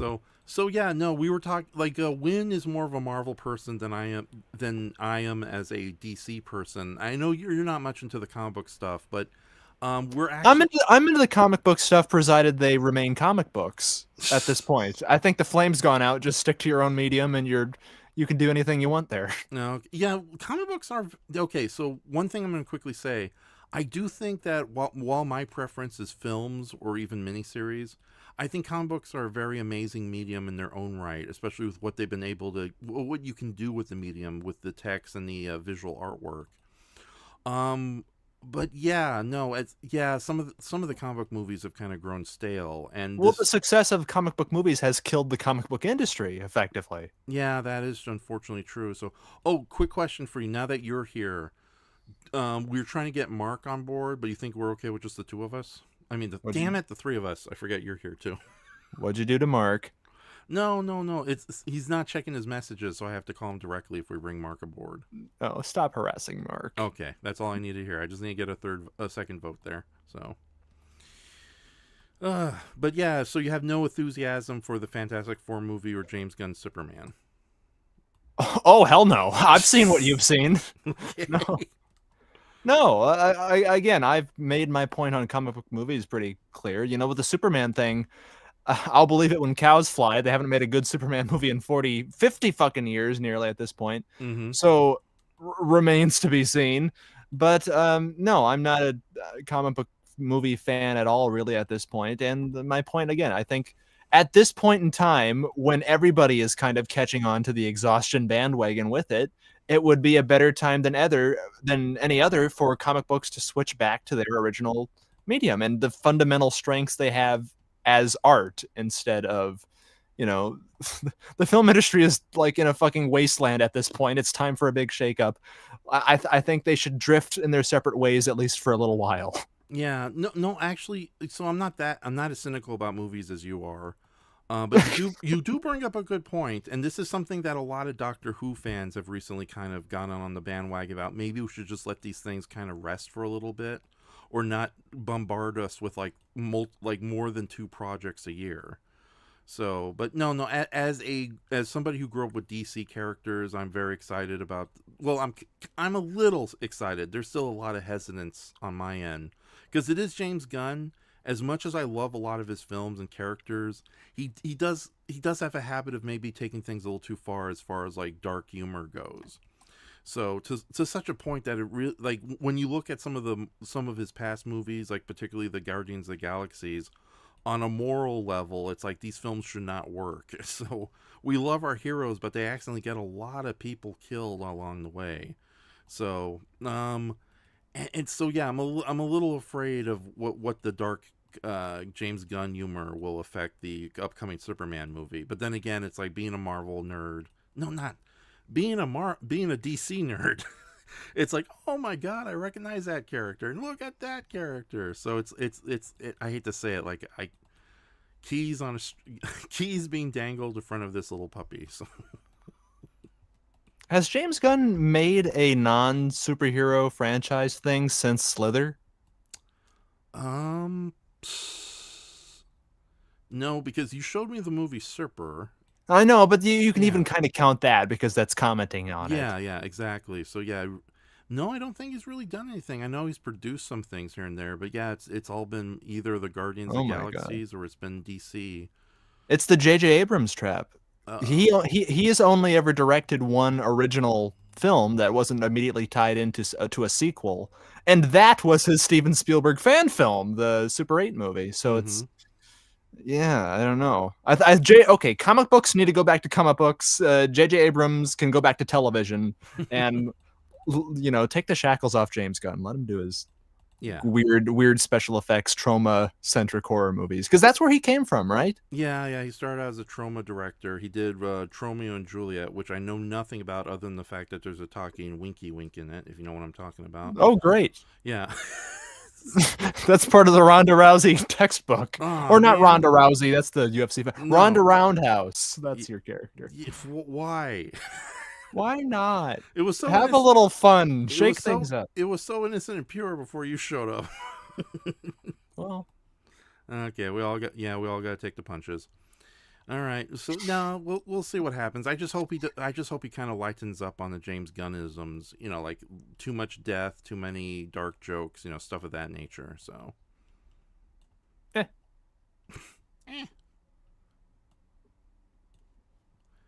Okay, so do we continue talking about fantasy creatures win now that Brayton's here, or just fantasy films in general? Talk about whatever you want.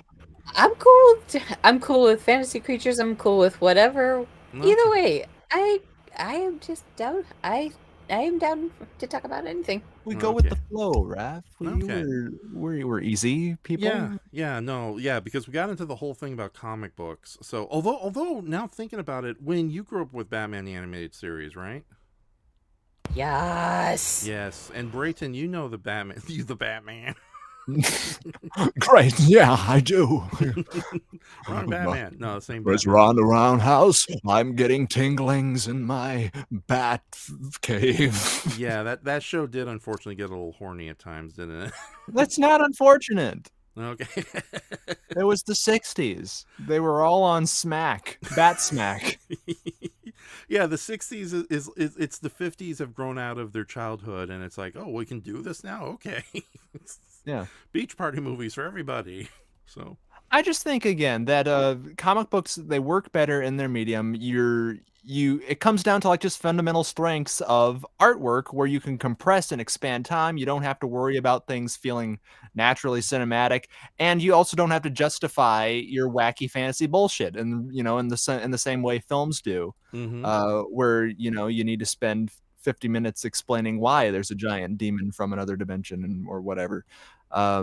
It's just I think more an intimate and more natural place for all of that stuff, especially again within the context of our current times where we've had nothing but that shit at a constant barrage for the last 20 years, to where there are people now who are adults who have never known a pre-MCU world.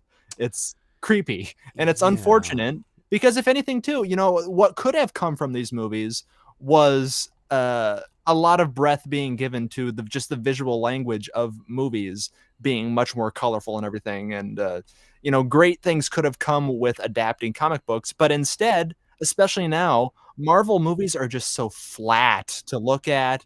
You know, they all suffer from that desaturated, overlit, digital look to them, to Mm-hmm. where I think they've been, for the industry itself, you can say one thing, but just for the artistic, aesthetic appeal of movies, I think they've sort of caused a net damage because after, the Marvel films, they all shoot digitally because it's easier to load into the computer and then, mash that with effects than Mm-hmm. technically 35 millimeter film is Mm-hmm. when you're doing everything in CGI. And now everybody uses the same cameras that the MCU does, and it all results in that very milky kind of washed out look that so I don't think a lot of good has come with it on an artistic front is what I'm saying. And Yeah. that's almost seems antithetical than logic would dictate with comic book movies. Yeah, So yeah, exactly. So, yeah, and we've been like when me and Brayton, we've been doing a lot of movie streams on Twitch, and we're gonna try to get back on that sometime this week or next week. on our show called Too Many Fucking Movies. That's not its title, but close enough. Yeah. Uh, Wynn's even been on some of these live streams too. 1% Weird, where we made fun of the dinosaurs making out. Yeah. Yeah. 100% win. Yes. Yeah. When if just a quick funny aside, if you did a 1% Weird double feature, what movies would you pick? It could be anything. It doesn't really Willow. have to One of say- them's got to be Willow. Willow and Time Bandits. I'm sorry to pick for you. But I was gonna say, funny you mentioned Willow. I was actually gonna mention that because it is relevant to the fantasy genre, and yeah, it's just a really good fucking movie. I agree. It's funny. I haven't seen Willow in a long time, but I'm more than happy to revisit it because I was thinking of doing a 1% Weird double feature called Comedy Kilms, where it would have been Kilms as in films with a K at the front. That's sort of a slang term that's shown up recently in reference to movies starring Val Kilmer. Kilms. Yes, you know where I got it from. Anyways, yeah, no, I was gonna do a double feature of Real Genius and Top Secret, the two early comedy movies of Val Kilmer, and I still plan on doing this year. But yeah, no, Willow would be a good choice, but he didn't really make that much in the way of fantasy films unless you want to count Batman Forever. So, but yeah, no, Willow, and then what would be another good fantasy film? Because Time Bandits is a little on the long side and doesn't have the same oomph as Willow. So what would be another good fantasy film? I'm thinking because even though it is more or less bad in the comics or better, it'd be fun just to be able to like appreciate the good and take the piss out of the bad. I say Red Sonja. Hey, there's a cinematic embarrassment that's actually kind of fun. Yeah, I wouldn't mind revisiting Red Sonja. Granted, I haven't seen that movie since I was like 14 years old, so who knows how it holds Yeah, up. like I said, we point out the little good it has, and we kind of poke fun at the bad, Mystery Science Theater style. Exactly. So, alternatively, though, with 1%, There's a new Red Sonja movie coming out, I suppose. Are they? Oh, okay. Wasn't it starring Robert Rodriguez's girlfriend? Matilda Lutz is what it says here on Google. Matilda Lutz. Matilda. Oh, okay. So it's because I know they were trying. Robert Rodriguez was trying to get a version of either Red Sonja or something, or Barbarella off the ground, Oh my starring God. what's it? Not Rossella Dawson. What's the name? The girl from Planet Terror with the machine gun leg. Let's see. Rose McGowan. Rose McGowan. Thank you. Yeah, I know it was something like that. Thank you, Win. It was something flower name. You know, Quentin Tarantino's character in Planet Terror Mhm. is officially labeled rapist number 1. Oh, god damn. Seriously? Oh, yes. His iconic role. Oh, And what's sad is that's one of his more subdued movie roles. that's true. Yeah. Oh, you know what's even scarier is that in Muppet Wizard of Oz, that's the name of his character in that one too. I'm sorry. that was there'll terrible. be blood and samurai swords.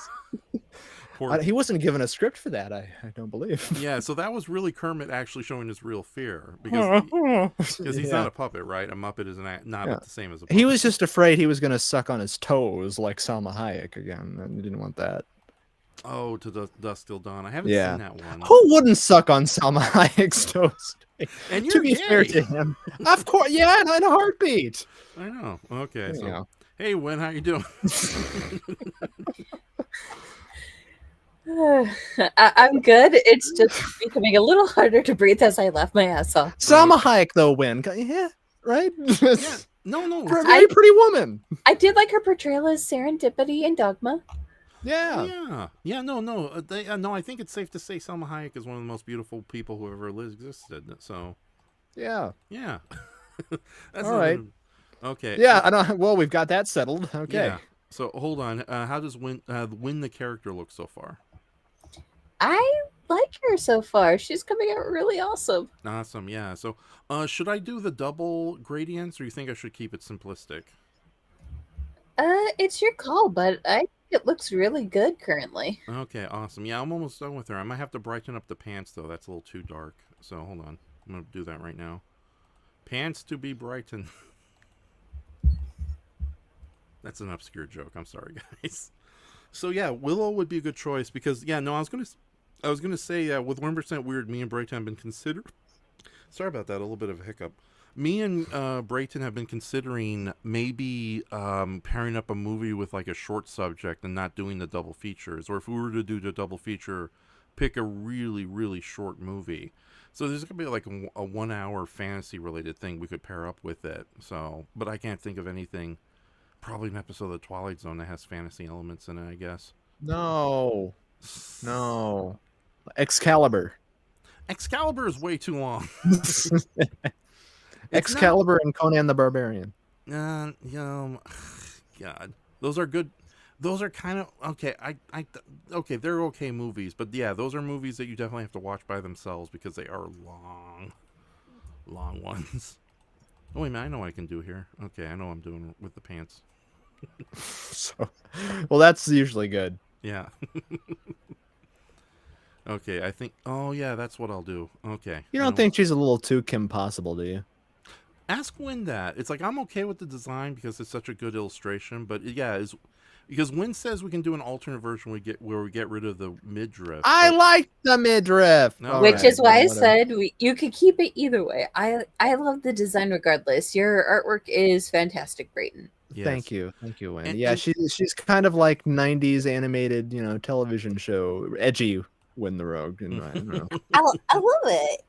Yeah. Yes. So yeah, she's gonna tell you to ride a skateboard, kids, while drinking Coke or whatever the '90s kids do. New Coke, new Pepsi, Pepsi Cola. No. Oh no. I don't know. Pepsi Man. I would like to see a Pepsi Man movie. If you're gonna do one. Oh Why right. not? Inspired by those like weird Japanese commercials. Yeah. Okay. And the weird Japanese video game. Yeah. All he does is just run around and give people free Pepsi. It's like the Burger King video game. Same initial concept there. Oh yeah, the Sneak King or whatever the heck. Yeah, that was you called. just leave burgers on people's doorsteps. All right, here's a And good. just Go on. and since it's 90s, you got to give a small cameo appearance of Segata Sanshiro from the Sega Saturn commercials. Oh yeah, and he's still alive. He's still kicking. He can do it. Okay. Oh, did you know he also played Kamen Rider in the original series? No fucking way. Yeah. Yes. No. He's kind of very famous in Japan for being the original Kamen Rider. So I think that was the main reason he was like the mascot for PlayStation or Sega. I'm not Sega, because it was advertising the Sega Saturn. Oh yeah, so yeah, I think that was one of the main. That was kind of stunt casting. They got him to play that character. So and he even got to play Kamen Rider one last time a couple years ago in one of the newer movies. So yeah, he aged incredibly well for the most part. Granted, I haven't seen a picture of him in the last 3 years, so he's probably gone downhill. Did you know there was a suit actor, Raph? Godzilla played Gamera. Did you know that? Which I did not know that. I thought The actor who played Godzilla after Nakajima retired. So in the 70s they had 3 different guys for each movie. The actor who played Godzilla in Terror of Mechagodzilla and Zone Fighter played Gamera in Gamera Super Monster. So I found this out where there was suit footage because they built a suit for that movie. Mhm. They did a lot of tests of it, but they didn't use it because they were trying to do like a projection type of thing where they didn't have to build an actual, model set. They did like early tests of that, didn't really work out. But what remains in the film is that one shot of the feet stomping past the Godzilla poster. And Mhm. those feet are the feet of the actor who played Godzilla in Zone Fighter and Terror I of did not know Mechagodzilla. that. I can't believe Mr. Brayton gave us such an interesting Godzilla factoid. I mean, Schooled kaiju ya. factoid. Yeah. Yeah. Anyhow, there you Watch go. your ass, Raph. Brayton's gonna take your job.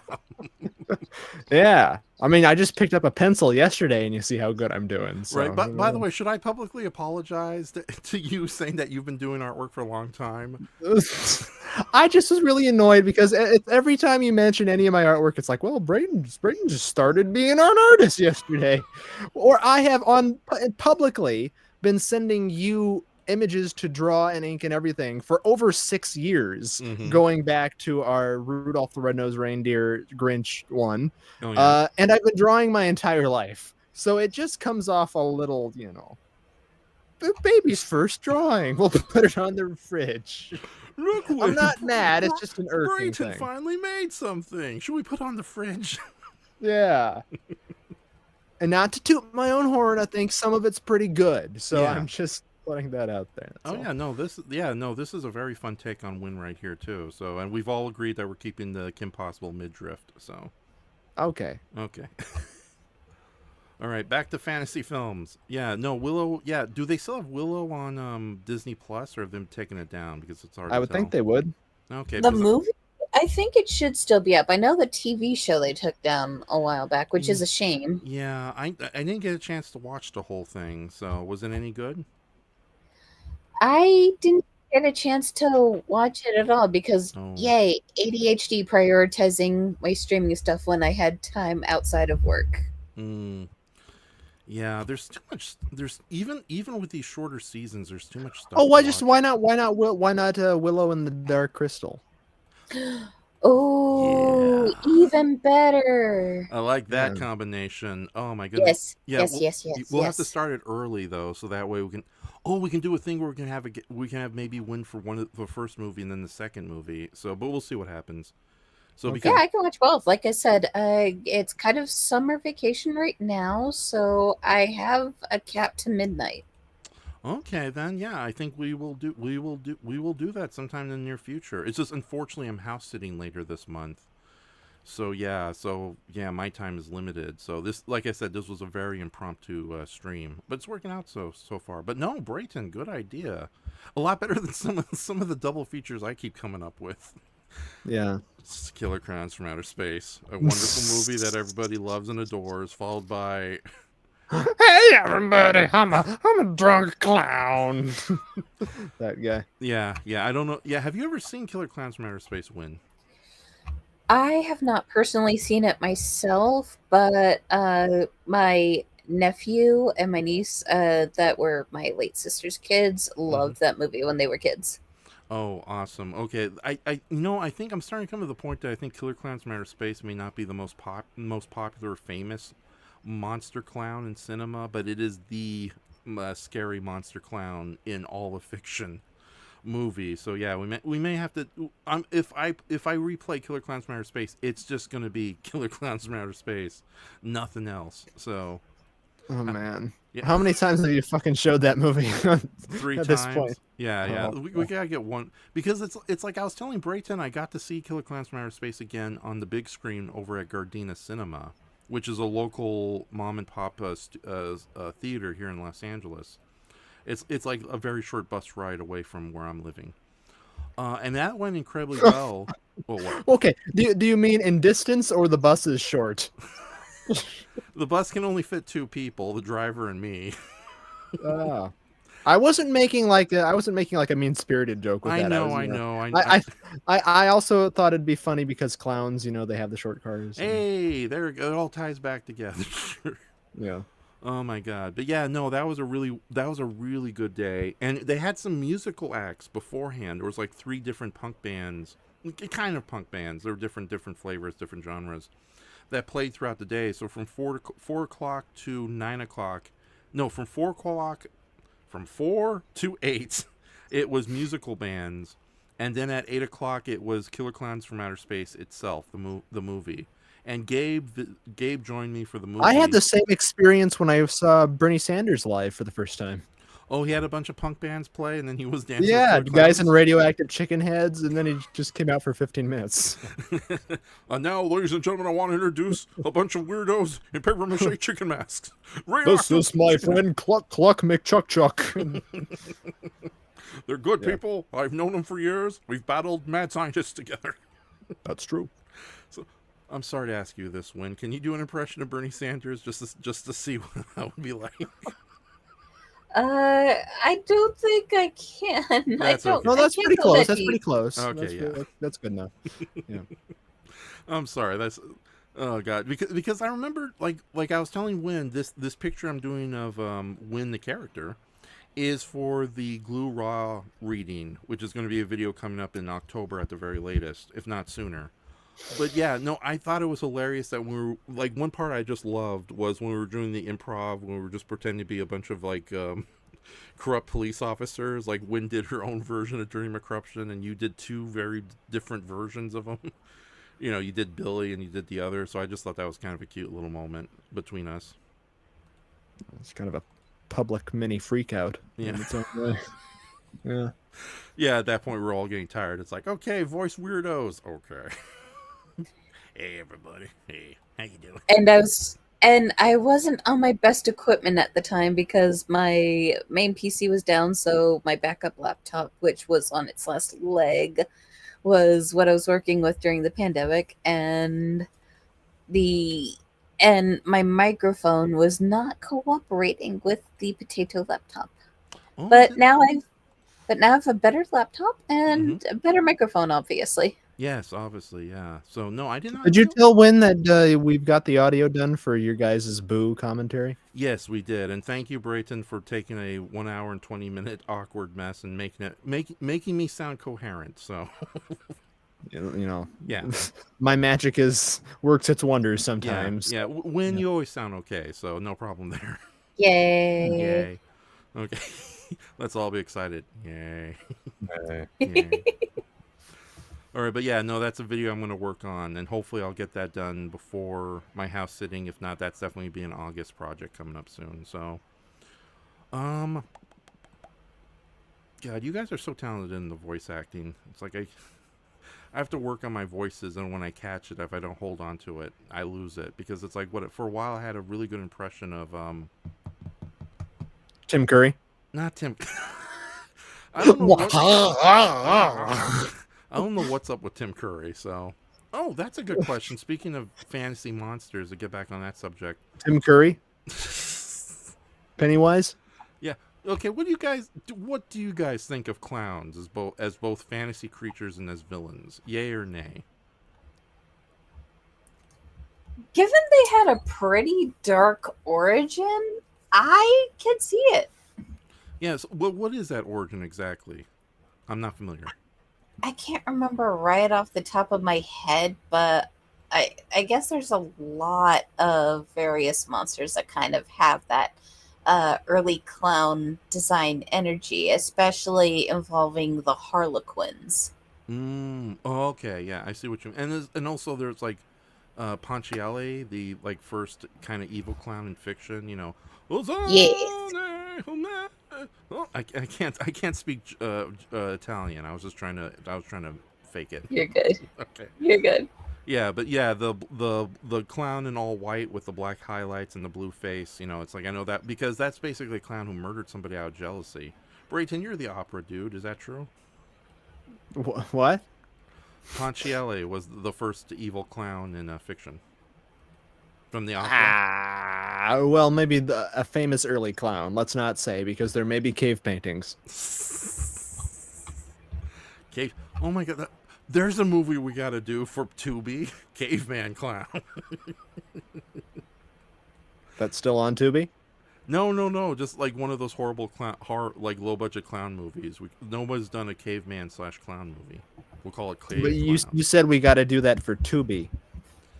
I don't know where else they're gonna play it. Okay. All right.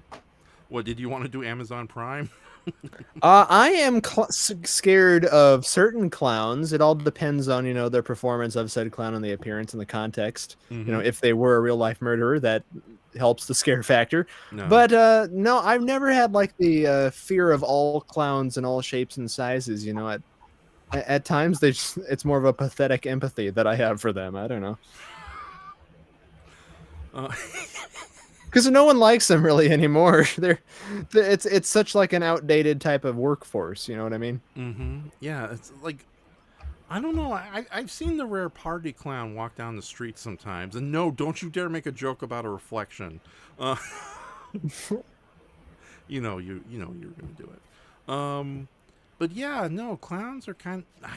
But they're not a hot commodity, basically, is what I'm saying. To where Yeah. it's not. You don't hear a lot of stories like, "Yeah, that clown crushed it" or something.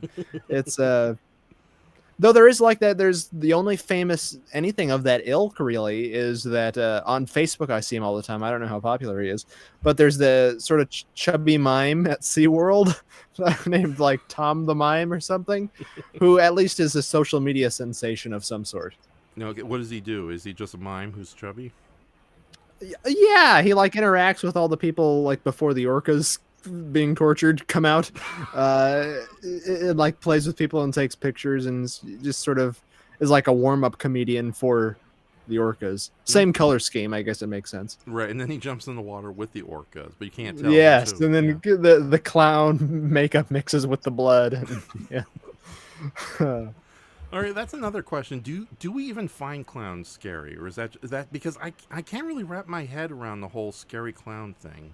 Well, the idea with that, I think, is just sort of it's such an overt, phony portrayal of innocence and joy that I think that's what has sort of stemmed. It's that uncanny type of, unhuman skin powder puff appearance. Like, I don't like dolls. I don't like really old porcelain dolls or like nutcrackers. They kind of give me the willies. So maybe it's a sort of similar thing where it's, but in this case, they walk and talk and are inhuman looking.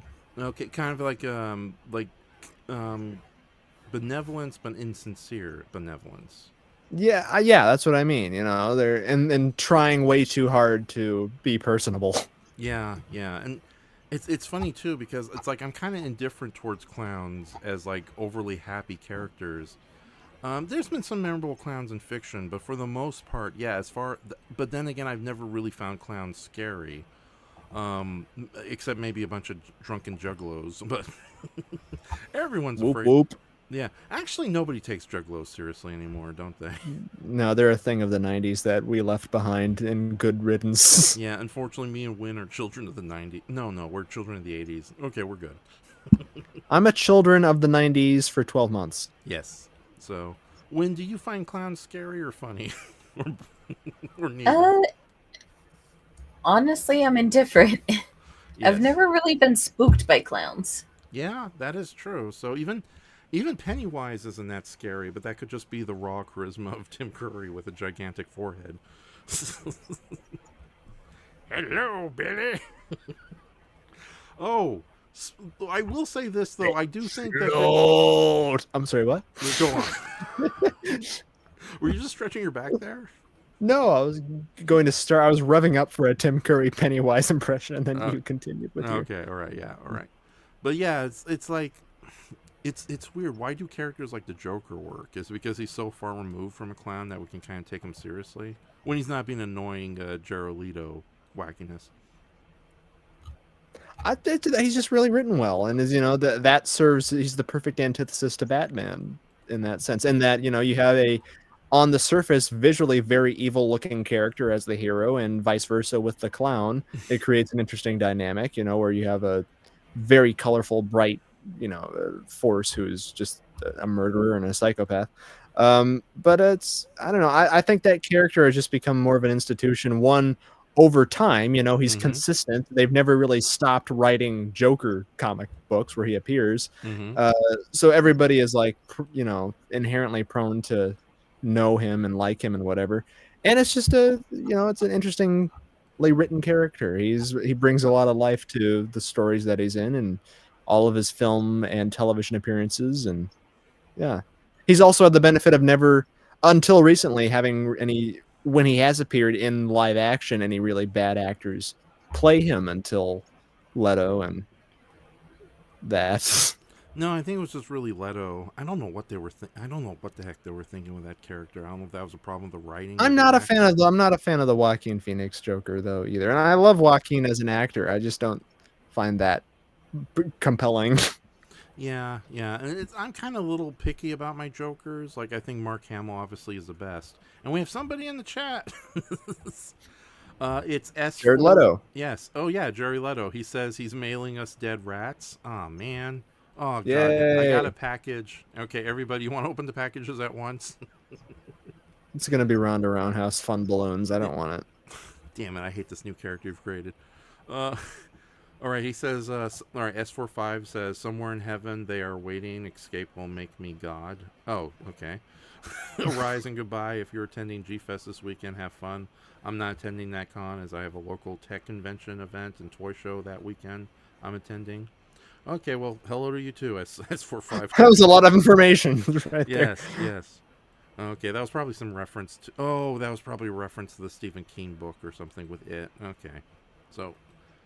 Hey, is that Mola the turtle? Ha ha ha! See, that would be it would be like if they headed the turtle into the miniseries. Mm-hmm. Oh, there was wouldn't that be right great? there. Wouldn't that be great? 1980s miniseries television effects to create Moral of the Turtle versus Pennywise as Tim Curry. Oh, it'd be like a really weird music video with just a gigantic paper-mache turtle flying through the space. It's that damn tortoise! Oh my god. So, yeah, I have respect for Stephen King, but sometimes when he tries to do the Lovecraft thing, it's like, dude, relax. You don't need to. Raph, he was on all kinds of coke during that. Oh. That was his coke period. That and The Shining and Carrie. Well, Carrie was 70s, but yeah, that was his bad phase. Yeah, Carrie was a little coherent. It was just repressed psycho family and some telepathy. Carrie would have. That was kind of a fluke too, because I think it was his wife or someone in his life basically implored him to release that and saved it from like the trash bin where he threw it because he thought nothing of the story. Interesting. And that was his first big bestseller, everything. That's interesting. Yeah, no, wow. It's again. That was the same story with Harper Lee though, and To Kill a Mockingbird. Is her publisher on that book basically saved it from her, tossing it. Mm-hmm. I think I mentioned that during our stream. I can't remember, but yeah. No, I did not. Wow, it's amazing what ends up and doesn't end up on the page. Well, that's why you never throw out a first draft of anything. Yeah, because even if the story itself doesn't work, there might be some good concept to reuse later. So, or you can milk it all you're worth, like certain writers from the past. So, but yeah. Now, with that says, are there okay? So we like the Joker, especially if he's written or performed well. But it's like I kind of got into something recently on YouTube, and I think you're familiar with it, Brayton. But I want to bring it up with Win too. There's this animator on YouTube who does really good Rankin Bass inspired short films or animated shorts using a Blender. Yeah, but I checked out another series he made called Big Top Burger, which is which is a comical series about a clown that runs a burger truck. A burger truck, like a food truck, and there's competition amongst different food trucks. Yeah, this is Worthy Kids, is who you're talking about. Yes, Worthy Kids. Thank you, Worthy Kids. Yeah, but no, it's it's kind of sad that his Big Top Burger thing takes a long while to animate, but it's actually very funny and bizarre, and I can't believe where it went in its third season. And well, the last I've heard, he's trying to sell that to Cartoon Network or Adult Swim or something, because he's worked with them before. He has connections there, and so he's sort of gathering, or he's doing a lot of this stuff as like a massive pitch tape. Yeah, because he did a live stream recently. And by the way, Win, I think you would like Big Top Burger a lot because it has a lot of anime voice actors starring in it. Like Chris Fleming plays a character called Sisiari, who is basically like a more manic version of the weird zombie looking character from Dr. Caligari. So I don't know. Cesar. Yeah, but no, it's a very funny character. I think it's Chris Fleming doing the humor, and you know how insane he can get with some of his improvs. So, like, I suddenly find myself just randomly screaming, "Fuck you, Geppetto!" No context whatsoever. Who do you scream that at? Just in my head. Oh, where all the thoughts lie. I know. Or when I pass by a local toy store, I'm like, "Fuck you, Geppetto." Okay, hold on. Let me check. Yeah, no, I know. I've heard Chris Fleming many times. He's played a lot of like wacky characters in anime, but let me double check. Talk amongst yourselves. Has a lot of phlegm. Chris Fleming. He wrote Secret Agent not Secret Agent. What's the fucking thing? Chris Fleming. It would be. See, the joke I am attempting to make and struggle and pull out of my ear is that Chris Fleming would have written Operation Kid Brother. What is it? 0007. Because Sean not. Well, what's his fucking name? I think Ian Connery, whatever Sean Connery's brother, he plays. The guy in that. Mm-hmm. Do you understand like the center of the joke I'm trying to arrive at here? Welcome to my world. Oh god. Okay, no, Chris Fleming, I don't think he's an anime voice actor, but his voice sounds so much like a lot of weird voice. God, he looks like almost like you with curly hair. Let me double check, make sure that this guy has actually done anime voice roles. But there is one who has Sungwon Cho. You might know him as ProZD on YouTube. He voiced the character Senshi in Delicious in a Dungeon. Oh, okay, I know what you're talking about. And he's currently voicing he's basically voicing a Bigfoot in the 3rd season. Okay. All right, no, I was mistaken. Yeah, no, Chris Fleming has done like different voice work for other animated shows, but he's not a major anime staple. But he sounds so much like a lot of the crazy characters you hear so much in those. So, all right, but no, I really come to like Big Top Burger quite a bit. So, but yeah, no, it's like, what is it? One 5-minute episode every 4 months. So takes a long time, Raph. Yeah. So you see how long it's taking you to trace this image of when? Imagine doing that 24 times to create 1 second of footage. Oh god, I got carpal tunnel doing that damn Pachi Shoma book. Yeah, better be worth it. Yeah, no. Also, I'm being distracted because, like I've mentioned many times before, I'm not good at multitasking. So never heard you say that once. Yeah, let's see how much work we got done on her. Oh, she's almost done. Cool. I like that look. Yeah. The look of done. Oh, while we're here, do you want me to show share Win in the audience the Jaws thing we're working on, or save that? Oh, save it for the end. Okay, I'll save it for the end. Yeah, so yeah, we're planning on doing a podcast for Jaws with. Yes, with Patrick. Yes. So good old Patrick. Yeah. The Roy Schreider. The Roy Scheider of our feud. Mm-hmm. We really are feuding like Quint and Hooper, aren't we? That's kind of our personality type. Little sharky, little weenie coming out. Sharky. That doesn't sound a thing like Robert Shaw, Raph, but I admire your commitment to it because it's the same impression you did multiple times the other day. Mm-hmm. And we are in the Indianapolis. Nobody make any mention of us being there. It sounds like a mixture of Nick Nolte and that one kid, the blonde guy from King of the Hill. Well, I'm gonna tell you what, man, is got more. Oh, Boomhauer? That's Boomhauer, it. Yeah. Oh my god. So yeah, God, has that show returned yet, or the new season is yet to show up? I think it's later this July. Yeah, either later this July or early next month. Okay. Yeah. All right. And S4. Yeah, hold on. S45 has more to say.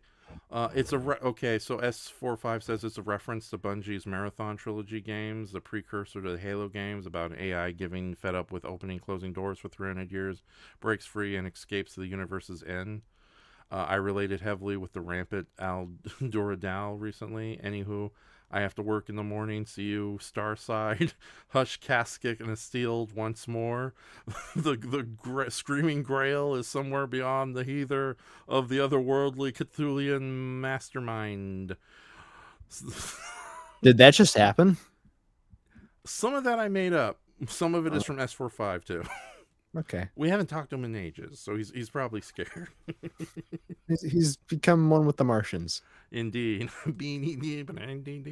Thanks to you, I just have to mention, thanks to you, Win, and your improv, it's like, now I have to remember that Boo is half Martian. Now I gotta design what a Martian looks like. Yeah, there's never been any Oh, of those. lordy. Yeah. So, I forgot where that came from, so. Where did that come from? Yeah, it's not the Glue podcast. I'm afraid it's that terrible Dirty McCorruption talk show we did once. Oh, that was a great night. For me to poop on. Okay, just to let you know, I'm working on not Boo, Win's belt. So yeah, if you see the belly button, sorry about that. Most people have one. I I don't know. think it's something you have to apologize for. Yeah, I can't believe a belly button is the equivalent of like the balloon tie up area. Yeah. Yeah, we're not that. And now the doctor will make living balloon animals. It's a boy. Does Fluffy have to inflate you every morning and blow into your stomach to get you ready for the day? Nah. Okay, now we're just descending down levels of DeviantArt. Oh, Man. no. The only place where I'm popular anymore. I know. I don't have a good relationship with the pervs. I don't want to soil that anymore. Yeah.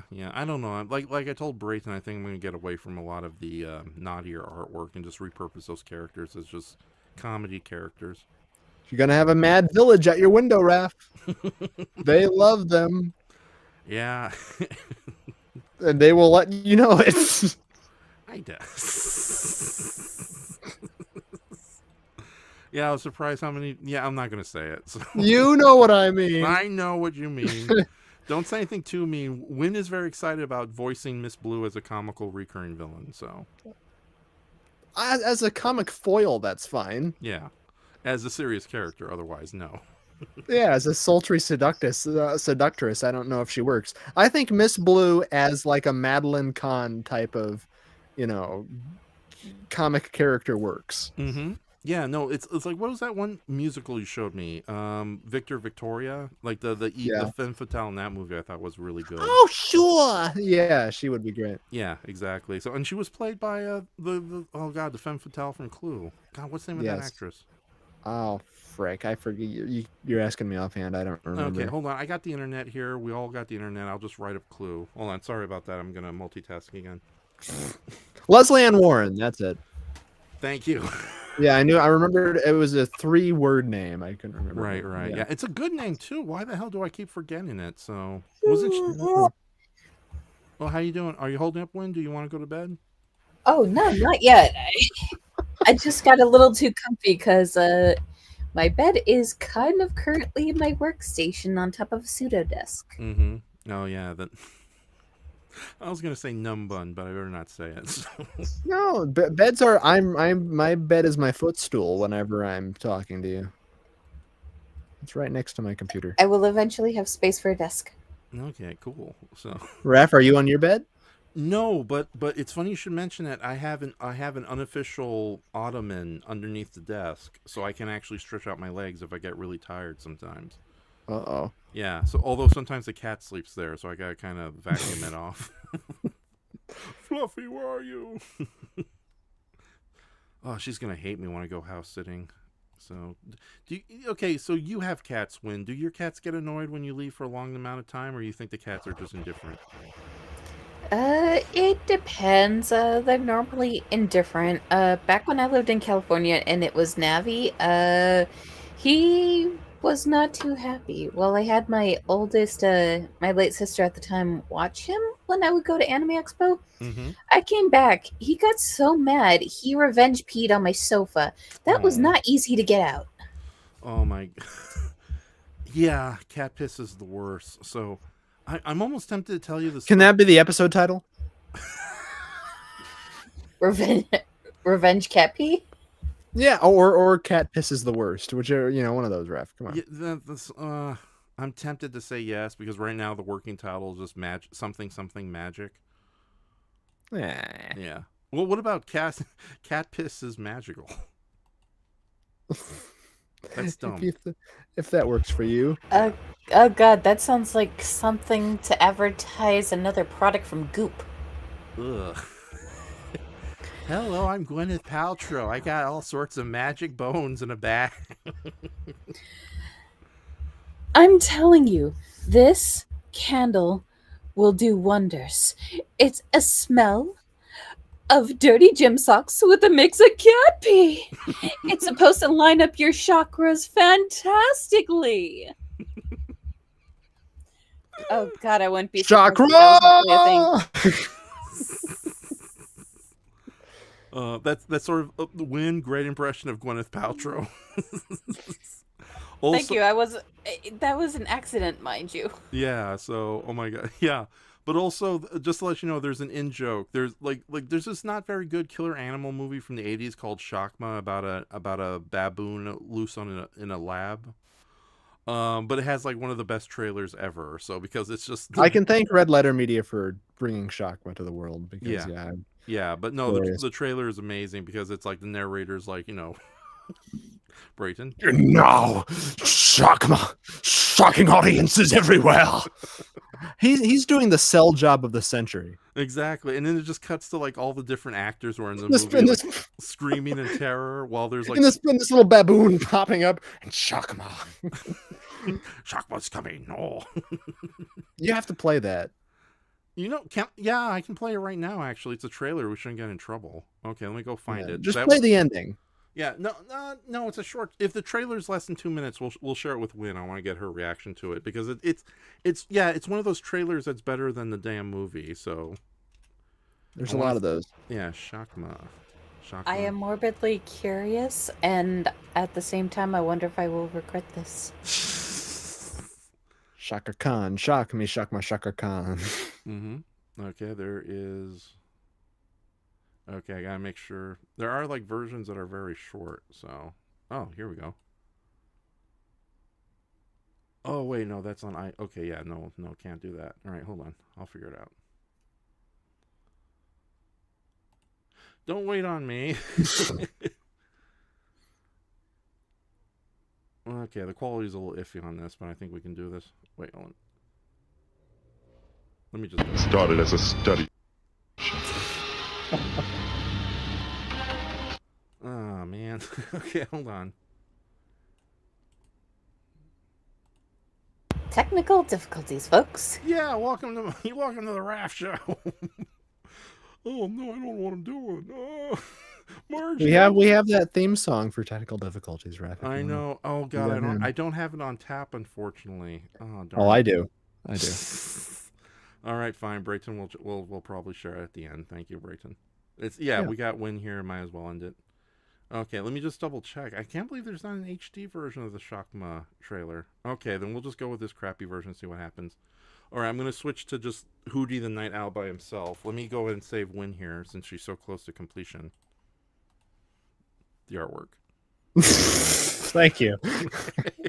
I was gonna say that would be kind of an awkward thing to explain, given nothing not safe for work would ever happen anytime soon, given a pace. I know. Oh, yeah. Okay, Win. I don't mean to throw you under the bus or anything, but earlier you had a hilarious mix-up with you were talking about like something science fiction. You accidentally said STDs for no reasons. No, I said double D, but I meant to say SSD, talking about the hard drive, which is why I said and gave the disclaimer that I am more than likely going to trip over my own words every now and then. Yes, but no, it was a hilarious mix-up. But no, so far we will just name tonight's episode after cat piss. Cat piss. Woo. Yeah, damn it! Yeah. Is it bad that I thought about that too? Right. Any 2-syllable word. Right. Okay. Yeah. So yeah, let me go ahead and work some things here. Because again, I am not good at work that moneymaker, Rhonda. That is a very slow. Okay, it doesn't have to be Rhonda Roundhouse. It can be Rhonda Conda. How's that? Why are you obsessed with this alternate version of me as a stripper? Not gonna lie, that actually does sound like a really good drag queen name. See, whoa, a red bandana. When I die and you want to honor me, you both can do a drag show when it's inspired by me. Okay, all your characters. Oh man! All right, everyone, it's me, Jackie Hawkson.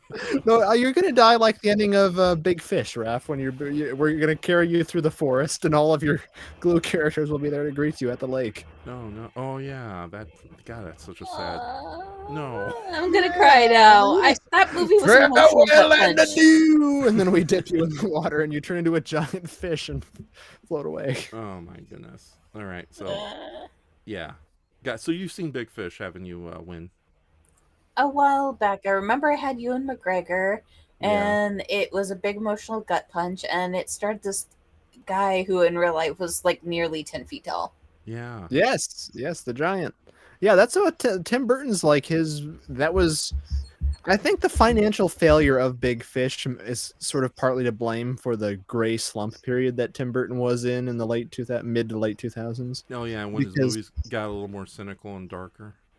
Well, and just phoned in. Yeah. Because Big Fish was like his big emotional drama movie, his big statement film. It was he made it right after his father died. Mm-hmm. And in a lot of ways it was a love letter to his father. And yeah, it flopped. Critics liked it, but nobody went to see it. And after that, I think he made Charlie and the Chocolate Factory right after. So Ooh.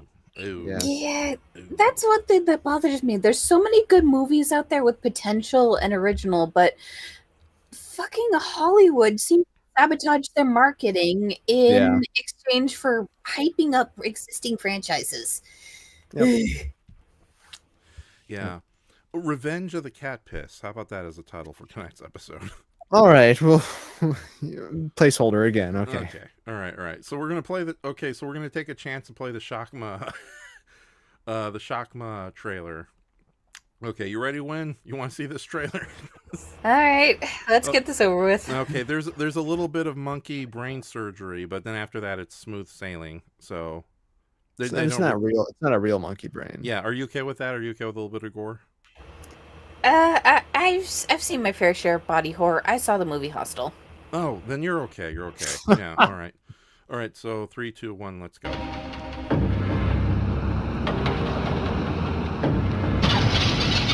Yeah. It started as a study of human aggression.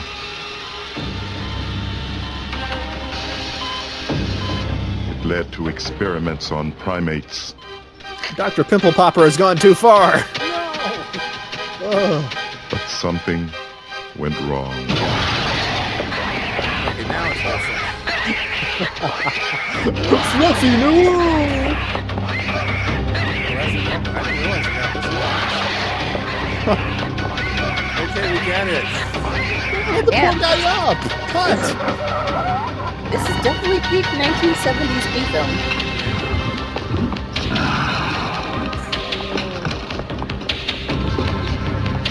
Or is it 80s? I think 80s.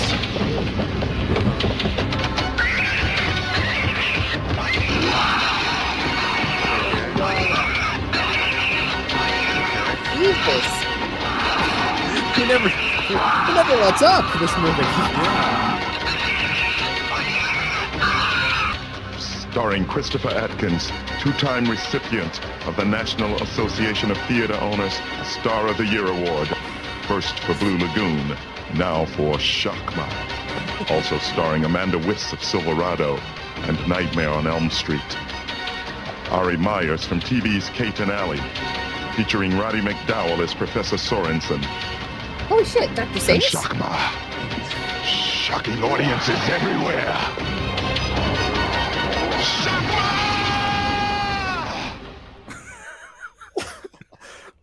Done. That's what I shout out in bed. Well, I'll have what he's having.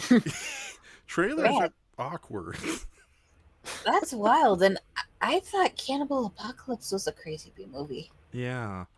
God, thank you, trailer, for the prolonged sequences of just some baboon attacking people. That was before Roddy McDowell had his Professor Hulk moment and combined with the monkey and became very astute. That's when you separate the two personalities. This is what happens. I must return to my monkey form. Bum, bum, bum. Oh wait, no, that's an offensive word to the apes. I must return to my chimpanzee form.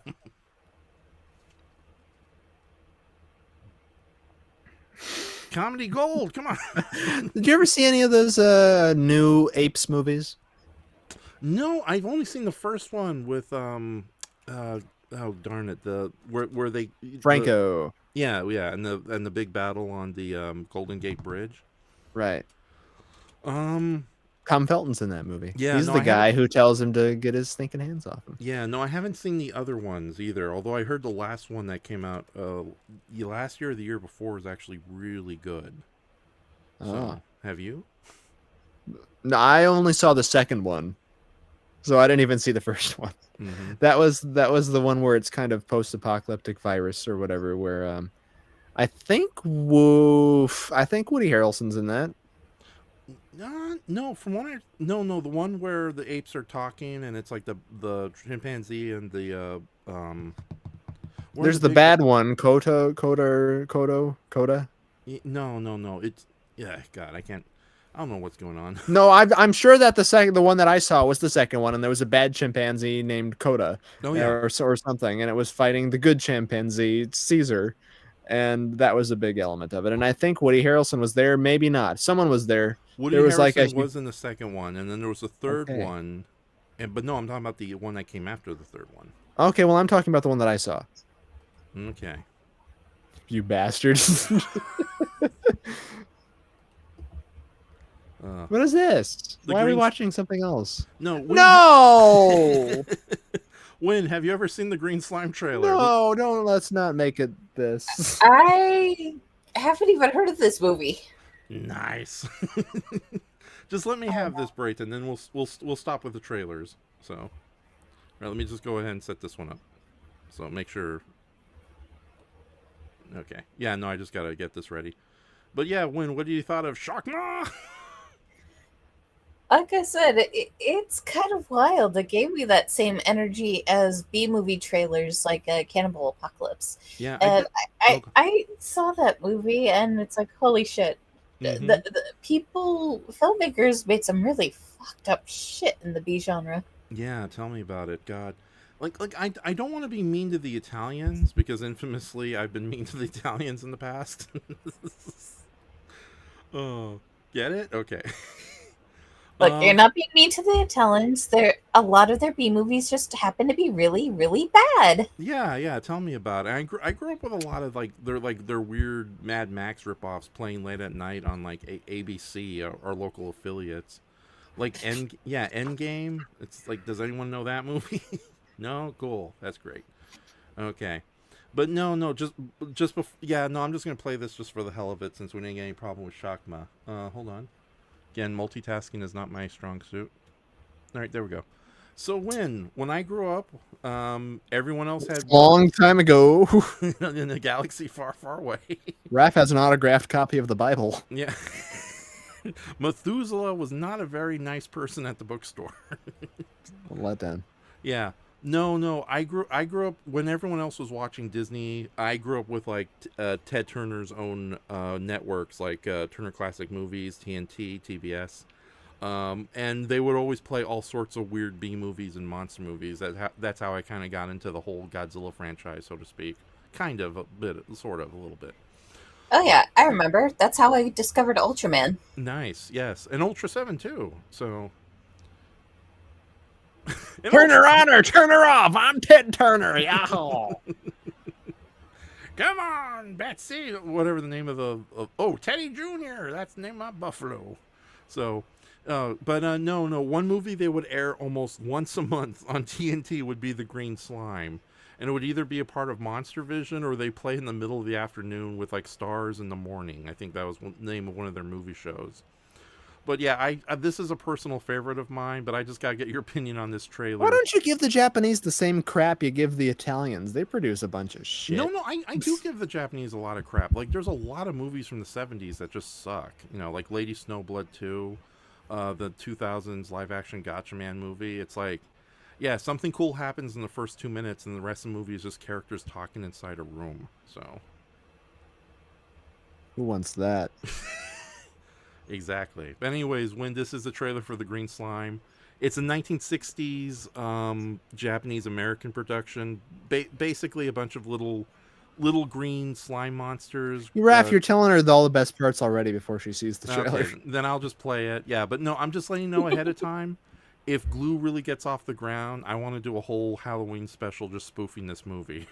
So, I'd be down for it. yes, like the characters of glue are like doing their own version of the green slime. But yeah, I'll just go ahead and let this play. So yeah, here we go. The distant stars, the lonely, helpless earth, the 21st century, the world of the future. And lurking beyond the cold, strange immensity of conquered space, growing and spreading beyond the warped imagination of the greatest human intellect, exploding in unspeakable horror, the green slime. The civilized world at war with alien form, whose slimy touch means instant, horrible death. Invaders from beyond the stars. The green slime. Robert Horton. Luciana Paluzzi. I belong here. Richard Jacob. Yo.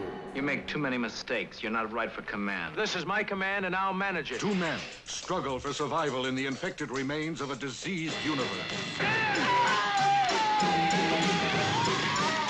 Spoiler.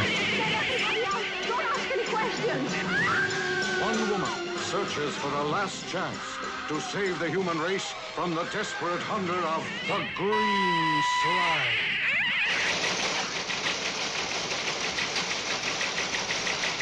They're writing the script mid-trailer. A battle in space against faceless beings. A cosmic nightmare that sends you into the incredible, the shock world of green slime. I don't know about Kelly's Heroes. Get out of here. Kelly's Heroes is great. Don Rickles is in that, and he has to carry a giant bazooka across like an entire See state. that movie now. Yeah, Don Rickles, Clint Eastwood, Don Sutherland, Telly Savalas. It's great. Yeah. So I think the human race will be fine from the green slime. So what do you think of that, Win? I thought it was very interesting. It definitely had that charm, that old sci-fi cheese to it. And at the same time, I couldn't help but chuckle at the near end of the trailer, as it kind of looked like the strings holding them up were kind of having a bit of a malfunction.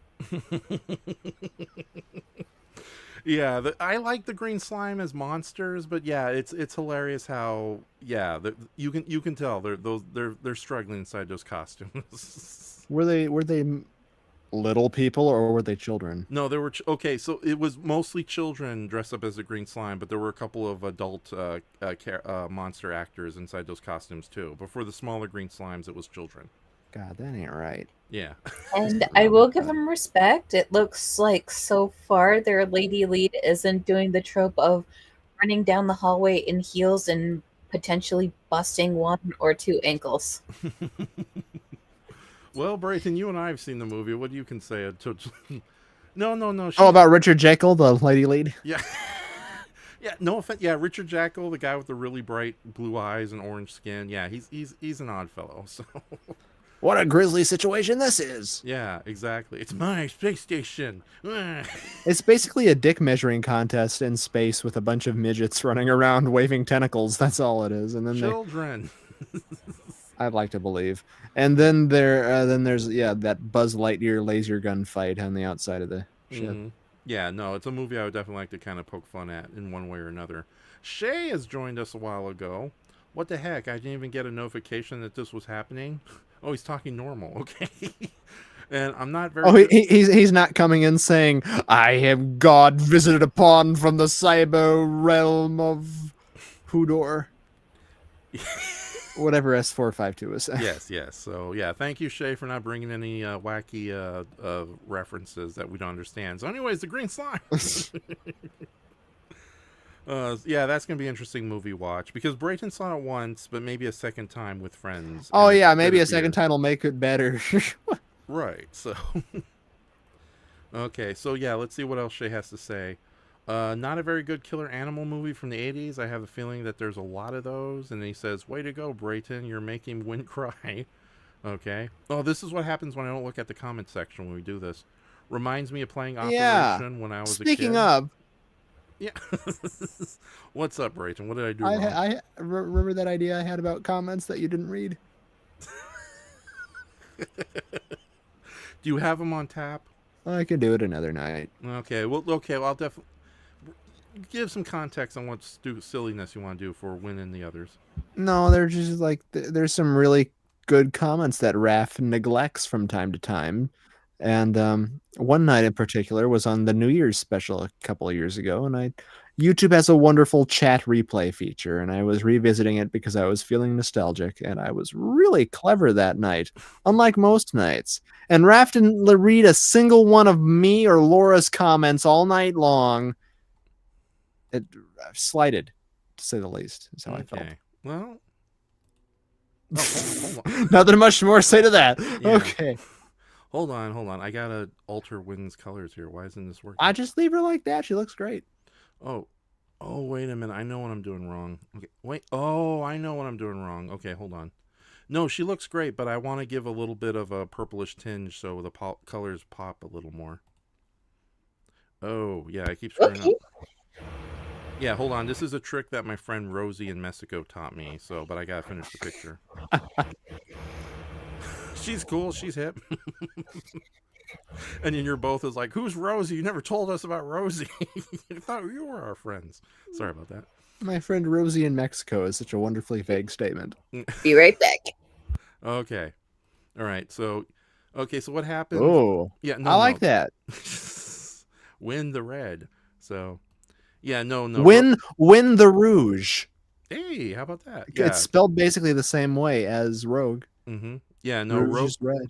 Rosie told me that when you want to print this out, you want the colors to pop a little more, so you make the gradients a little bit of a light purplish color, and that way they pop a lot better. So in some cases it doesn't work so well, but I think that works okay. So yeah. So but no, Win is. Oh no, I gotta add some effects to her eyes. Okay, hold on. Yeah, no, her eyes need to shine. What the hell is Shakma? I don't get it. Laser eyes. Oh, okay. Sorry, Miss Laser eyes there. Spaghetti eyes. Yeah, spaghetti. It's the golden noodles of entropy. Ah. You know, I'm gonna totally ruin this file. I'm gonna save it first. Okay, now I can go crazy with the laser effects. So, let's read what. Yeah. Okay, how come Raph? Huh? You went bum and I went bark bark bark. Okay, let's see what we got here. Shay says, Koba, yeah, him and Caesar had a power struggle. Raph, how come you survived when the big meteor hit the world but not the dinosaurs? How do you know I'm not a dinosaur? What kind of dinosaur? Open the door, get on the floor. Everyone do the dinosaur. In the dancing, not me. Cookie. Everybody do the dinosaur. This dumbass partner of mine waltzing his tail in here again. Cookies. God, that movie was terrible. What were they thinking? They weren't. Mm-hmm. God. Oh yeah. Yeah, Dino Dago, he did a whole video on Theodore Rex. I got to revisit that. So, BDDDD. Yeah, right now I'm focused on Wynn's eyes. All right. In your spoof of the green slime, says Shay, are you going to have Boo as the redhead woman's role, aren't you, Raph? No, no, no. Boo is going to play the lead green slime. Why wouldn't Slimeball be the green slime? Oh, he refuses that, so he plays just human characters throughout the movie. All right. Yeah, that was a spoof. But yeah, no, Wynn plays Boo plays the first green slime that we see by the power generation, who's just having a little cry on the floor. And yeah, throughout the movie, you keep seeing Wynn as the green slime creature attacking everybody. So, but there'll be other like what is it? The spoof is the members of Glue are making their own version of the green slime. So you see a lot of the different quote unquote actors take on different roles. So in the finale, where the Richard Jekyll and Michael Horton characters get attacked, you can see pretty much all the Glue members taking turns as the green slime. So. All right, I return. Okay, hey. So, and Shay says, fun fact for Wynn and everyone else, the redhead doctor girl in the movie was a former Bond girl from Thunderball. So Yes. Yeah, he's bad at multitasking, Brayton. Don't take it too personally. Thunderball's my favorite James Bond. Well, one of them. Yeah. Maybe second, maybe third favorite classic James Bond. Yeah, I've never seen But that's still Thunderball. good. Yeah, I've never seen You have seen Thunderball because I asked you before and you said that no, and that's why we didn't do that for the movie Graveyard Shift. Yeah, okay, I probably saw it once when I was a little kid, so. Not nearly as much as you've seen the Green Slime. Yeah, exactly. I've seen the green slime maybe like 1,500 times, and it keeps getting funnier every time I see it. Yeah, I think From Russia with Love is really up there for me, and I also have really come to love You Only Live Twice. You know, James Bond fights The Rock's grandfather in that. Really? Oh wait, no. You're telling me Oddjob is related to The Rock? No, that's Goldfinger. Oh. You Only Live Twice. When he gets to that one guy's like office, he fights a big burly man who is Samoan, not Japanese, but he fights him anyway. Okay, I didn't realize that was The Rock's grandfather in there. Wow. Yeah, High Chief Peter Maivia. Indeed. I think. I know he's related to him somehow. Oh, Wynn, did you know that Brayton is distantly related to Martin Short? Oh, no. Yes, very distantly. It's like a third cousin on my father's side type of deal. Mm-hmm. Oh, dang. Yeah. You see the resemblance. Then again, all of us, you know, Southern Canadians are inbred anyway, so it's kind of like, who aren't I related to? Mm. Yeah, I might be a descendant of Billy the Kid, but we haven't confirmed that yet. So no, Genghis Khan. No, I got no Mongol in me. Mongolian? What are they called? Okay. Never mind that shit. Yeah. Yeah, but no.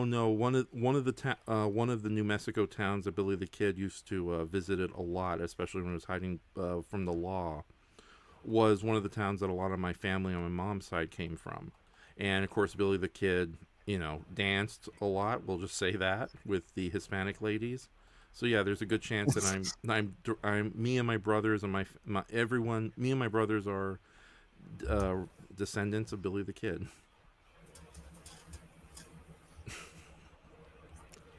Interesting. Yeah. So, in fact, let's see a picture of Billy the Kid. It's just me. He's fighting John Carradine as Dracula.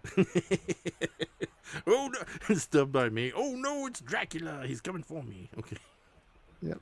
Okay, hold on. I'm just doing some shining effects on Wynn right here. Here, I'm gonna send you a picture of The Rock's grandpa on Facebook so you can have reference there. Oh yeah, and I can share it on screen so we all know what we're talking about. But hey, yeah. What do you know? Is that how The Rock ended up in wrestling? Yeah, it's a generational thing. It's his grandfather and his father was a wrestler. Mm-hmm. Oh, neat. Yeah, Thunderball is known for its underwater action sequences. That's why I love it. Okay. So, just as I was telling you the other night, anything aquatic is for me. Mm-hmm. And there's a lot of fucking scuba diving and scuba fighting in the third act there. Right. So, do you think it's more impressive when they actually film underwater? Or do you prefer the more actiony, artificial underwater sets? Well, What do you mean? When they film underwater, as in filming in the ocean, or because usually they're underwater anyway? They're in a tank. I know actually underwater, or they do the dry for wet. I mean, the dry for wet. The dry for wet thing always looks cheap. Okay. A quick question for you, Win. Do you want your character when they have brighter eyes, or you okay with this color of green? That's a good shade of green. Okay, then. All right, then. Just one more check. All right. Are you guys happy with this? Yeah. Yes. Nice. Okay. Oh, wait a minute. Maybe I should make the little tuft of hair here darker, just to see how that works.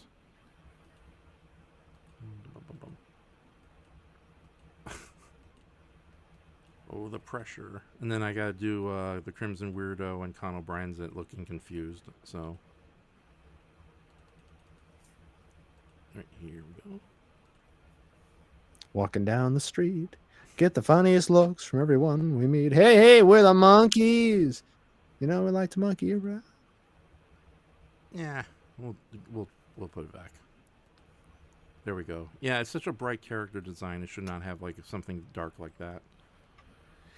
Okay, when the character is finished. It looks awesome. Thank you. Yeah, I'll make an isolated version so you can have it. If you want to use it on your end, you can. So I'll do it as an isolated PNG. Don't forget to add the giant and Shoma watermark. The artwork's not done. This is just an element. Brayton has something against my watermarks whenever I do them. Okay. Oh God, you tried that with my owl. Raph. There we go. Okay. And then put a tiny letter B in the corner. Yeah. Okay. B. Oh, hold on. It's not working. Whatever. Win and B. There you go. D and W for Win and Brayton. No, let me get rid of that. This is ridiculous. So no more jokes. This is a serious show. All right. Let me save it one more time. And so Win is finished. Now I just got to do the rest. But I can do this as a separate illustration a little later. So do like a basic background. You can do whatever you want with it, Win. Heck yeah. Yeah. All right. Drawing a Win kind of reminds me of Wendy from Gravity Falls, says Shay. Oh, okay. I can kind of see that. Did you put up the giant post-it note thing that said Brayton drew this when you were tracing Damn this it! on the screen? I'll put it up now if that makes you happy. All right. Okay. Since this is kind of the last image we're going to use for the night, because it's 9, 10, 11. Yeah, it's going to be midnight pretty soon, so we're going to all call it quits. Do you guys want to say any last things you want to say for the remaining half hour? Nothing comes to mind at the last minute, but if you do that double feature, I do look forward to potentially joining you. Oh yes, the Dark Crystal and Willow, or Willow and Dark Crystal, however we decide to do it. Yeah, I think we're going to do Willow first since it's a little more energetic of the two movies, and then save the Dark Crystal for the second half. So sounds good. Awesome. Yeah, no, that sounds like a great idea. We'll definitely do that in early August, if not late, depending on how things go here. So, all right, let me go ahead and find a note. Hopefully it's in one of the... Like I said, Brayton, I lost my computer, so... You lost your mind. But I help you find it. Mm-hmm. But no, it's like, yeah, I don't have all my streaming stuff together, so... Stretched. Okay, hold on. Multitasking, it sucks. Oh yeah, I can play that while we're waiting. No, don't. We'll play that as the last thing of the night, okay? No, it doesn't work. It doesn't work as an outro. Okay. You already have a night owling outro. Yeah, but I don't have it on tap, so it's still on the hard drive. I'd have to connect everything. I'm not going to do that. Okay, there you go. At least everybody will see the image that says, "Yo, Raph is currently working on one of Brayton's artworks." Cool. Capiche? Are you going to share the Jaws image? Are you okay with that? Yeah, I posted it on Facebook. Okay. Oh, okay. Yeah. All right. Fine. I don't know. Okay. Yeah. So, Win, take a look at this. Yeah. And then the little sharky came up and bit us on the boat, but how it looks, it's cozy. Yeah. So yeah, this is for a title card for a podcast that Brayton wants to do with Patrick and whoever this guy is. Yeah. Uh-oh. Oh, okay, I see what I did wrong there. Okay, hold on. I got scared. I thought the okay, there, we can see it. Okay. But yeah, no, it's Brayton here is Hooper. Our friend Patrick is playing Roy Schreider. He looks like Roy Schreider. And I don't know who's this playing Quint. Yeah, Luciano Pavarotti, I believe. Yes. I can sing. No, I can't do that. Opera Man. Opera Man. Ooh, I'll definitely tune in for that double viewing, says Shay. He's referring to the Night Owl. No, to the 1% Weird double feature. Okay. All right, but yeah, what do you think? It's like I still got to do the gradients, and I still got to ink Raph's hand holding a little toy boat. I mean, Quint's hand. And take that stupid shark off the mug. I like the shark on the mug. I think it's funny. I think I'll get rid of it. No. If there's going to be any Easter eggs, it'll have to be related to the movie somehow, not fucking Power Rangers. Anyways, what do you think of this one? It's super. It's looking really good so far. Yeah, thank you very much. So, oh wait a minute, we can actually put Win in the background. Hold on. Oh my god, this will be fun. What are they doing in there? That's what I'm saying. Okay, I gotta save her as a PNG first. Hold on. You might hear some bells and whistles. I can't whistle. I'm sorry. Whistle while you work. Okay, and this is just okay. We're just being silly at this point. So, all right, select Win. Copy Win. The character. Yeah. Oh no. Oh wait a minute. Hold on. Yeah, if we put her in the background, she's gigantic. Attack of the giant Win. Harry. Do you have sugar? Okay, hold on. I'll make it small. Okay. Which one of you motherfuckers took my shark mug? Yeah, the limited animation, ladies and gentlemen. Shark mug. Win coming to theaters everywhere. Okay, so yeah, let me make her smaller so she actually fits in the background. Yeah. Yeah. Okay, hold on. Okay, I think that's okay.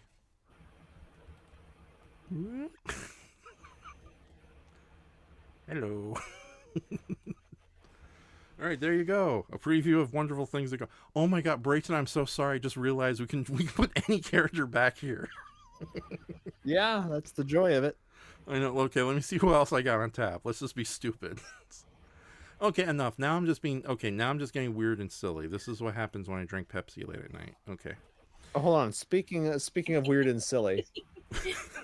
I am not that good at multitasking, but the problem is I don't multitask well. That's okay. It's nice to know that I'm not the only one who can't multitask. Like I said, I'm terrible at multitasking. My brain freezes. You know my multitasking abilities are terrible. Okay. Sorry about that. Doing a little bit of burps. So. A classic rap. Thank you.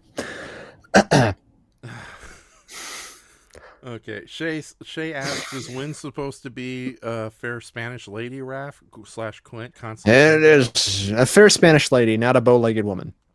Right. No, I don't. Yeah, I get the joke, but no. Okay, that's just weird. All right. Hey, what is weird? Yeah, I don't know. How come jokes that are actually related to the freaking title card in the movie are weird, and yet you can have a Power Ranger mug? I don't want that. Right. Okay, hold on. Oh, it's Benny the Beaver! This is another character we recently created. Okay, copy. All right. I said I want to do this, but we're doing it. Okay. Look. Hello, friends. I'm not an aquatic animal. Could you please let me in your little cabin? I want to watch television. All right, let's make him sign. Or roll those on. Yeah, no, for some reason we found out we were doing a stream on International Beaver Day, and we just came up with the idea for this little beaver holding a picture of me for some reason. That's cute. Yeah, that is cute. Yeah, okay, so there's a beaver, there's Win. Um, let's see what other characters can put in the background. Just one more, because I'm feeling sadistic tonight. Oh, I have the just one more audio also queued up here. It's a big clown show. Don't worry, Win. Next time you come around, we'll just talk mythical monsters. So I'll get Mark here next time. Yeah. Hey, it was a fun live stream tonight, so no need to apologize. Oh, cool. Okay, I'm happy to hear that. So. And whenever possible, I don't mind doing these more often. Oh yeah, definitely. Yeah, since you have a little more free time throughout summer, we're definitely going to do that double feature. And what else? Whatever else we can think of. Oh. Okay, I know exactly who's going to fill in the background. Hold on. Why not put The Rock's grandpa back there? I sent you those images. Oh, well, I can't put him back there, but I will share the image. So hold on. I'm just trying to see what weird character I got up here. Okay, we got the master with a cookie. No, we've done enough boo jokes. Okay. Have you mentioned the people that you have your Pachimon book done? Yes, no. Earlier today we were talking about the Pachimon book is done. I sent it to Complam Publishing to make a sample copy, and if it's good enough, I will do a mass copy of at least 20 and sell them at Son of Monsterpalooza come in October. Do you want to show people the cover? Oh yeah, I showed the people the cover. I shared it with Win earlier. Oh. Okay. What the heck? My brother Gabe's here too. Hey, nobody else was here though. Shay wasn't here to see it.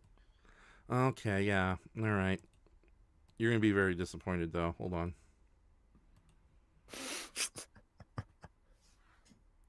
It's a party. Yeah, so yeah, my brother Gabe is here. Hey, guys. What's up? You got air conditioning in there? I'm Gabe. Okay, this is stupid. I'm going to stop. All right. Okay, so Win's finished. No. All right, goodbye, Gaby. Later. So, yeah. I think you two need therapy. Yeah. Okay. You guys need help that I can't provide you. Okay. All right, so I was mentioning... Okay, yeah, I'll bring these two up. Oh, wait a minute. No, that's the table of contents. Okay, so Brayton, you weren't here earlier, but I had to alter the cover a little bit because even knowing that it was original artwork, I didn't want people accusing it too much of being AI related, and also I thought a more simplistic. That's what I used to do a mock-up of it. yeah, but I'll show the original, the other alternate version of a cover because it's kind of appeasing in its own right. But yeah, no, I just went with something a little more simplistic looking. Yeah. Well, when I sent that to you, I said, don't use this exactly. This isn't a final version. This is an idea for you. Because originally what it was going to look like was just that against a dull blue background. Yeah, it was pretty bad. And I do have that version on tap, but it's too embarrassing to share, so I will not share. Oh, yeah. Well, actually, yeah. Hold on. Yeah, because, there was this version that Brayton helped create, which actually looks okay. I didn't create this. I put it into the Bing's image generator. Yeah, and then I recreated it through artwork. Shay says, Gabe looks unimpressed. Typical. Yeah, very much so. And then, but then I just did a more simple version that just kind of reused the cards in a light purple here. Yeah. So but this is basically what the cover is going to look like. But no, I have a big, Brayton did help a lot with the text here. And this picture with all the different monsters was really hard to get done right. But then again, I can't draw characters like I used to. So, but this was the alternative version. Aww. It looks a little bit like a really crappy coloring book you find at the dollar store. Draw monsters. Oh, hush. Your art looks fine, Raph. Thank you. So, but... For someone who started just drawing recently, Raph, it's really good. Again, everyone's been drawing for years, okay? I'm sorry to... Let's put your stuff on the refrigerator, bud. Yeah. Brayton is only 2 feet tall. I'm just saying there's documented proof of my drawings that you have traced. Yeah, exactly. Like the Christmas thing. So. My beautiful boo, Cindy Lou Boo. Mm-hmm. 6 years ago. Yeah, and then I didn't just fall off the turnip truck. Why a turnip truck? Why is that saying? People always say that. I don't know. Yeah, I guess turnips were really big at one time. So. I'm gonna go downstairs and eat some watermelon. You go get some watermelon. Okay. Ooh, oopsie. I screwed up there. Okay, hold on. Yeah. All right, but yeah, no, this book is done. Actually, yeah, I can show some of the Pachimon pictures. So. Win, thank you for joining me. We'll try to do a more energetic podcast next time. No problem. Thank you for having me. I had a lot of fun. Yes. So yeah, because originally I was going to say, how about we do another comedy commentary, but Brayton says he doesn't want you watching a Hercules movie. Oh, but Okay, that sounds fun. Yeah, it's one of the good ones with Christopher Lee in it too as the main villain. So when he went to Italy, because Christopher Lee is awesome like that. So. Okay, but yeah, no, just to let everyone knows, yeah, this Pachimon book is completed. It's about 100 pages long. Because some of the color collages are not 100% kosher as far as free copyright goes, even though when I do acknowledge everybody and I use free sources for it, I've decided I'm just going to independently publish this book. And I will reuse some of the more copyright-friendly or copyright-loose collages in future books. But yeah, this book, I've done a sample printing that's going to be coming to my house in a couple of weeks. If it looks great, I'm going to make a bigger order, and hopefully I'll be able to sell this either through eBay or at convention appearances before the year is over. So at least that's one book down. And the next big project I hope to do is another kaiju art book with fully original characters, or something, the Fleabin Sisters comic, which I think is probably the best to do. Unfortunately, its text is weird. But yeah, I went through I'm just going to quickly go through some of these characters and let you know how it looks like. Ooh, I was thinking you meant you wanted Win to watch Hercules movie that was on Mystery Science Theater, says Shay. No, there's a movie called Hercules in a Haunted World that's actually pretty good. So, and Win, have you seen a lot of fantasy movies from the 60s? A long time ago, so my memory's fuzzy, but I would not mind watching that Hercules movie. I loved the Hercules versus the, I believe it was the Moon Men episode of MST 3000. You know, it's funny, that's actually a favorite episode of mine, too. I actually don't mind the movie itself, so... Yeah, so I wouldn't mind giving that one a watch for funsies. Oh, yeah, because, yeah, it's like, I was actually thinking, like, sometime in the future to do, like, kind of, like just kind of a comical commentary for some public domain movie, so, or even if it's just for, like, 100% Weird, because because I uploaded 2 episodes we did related to Hitchhiker film noirs, and I have the one we did where we're all watching Attack of the Super Monsters.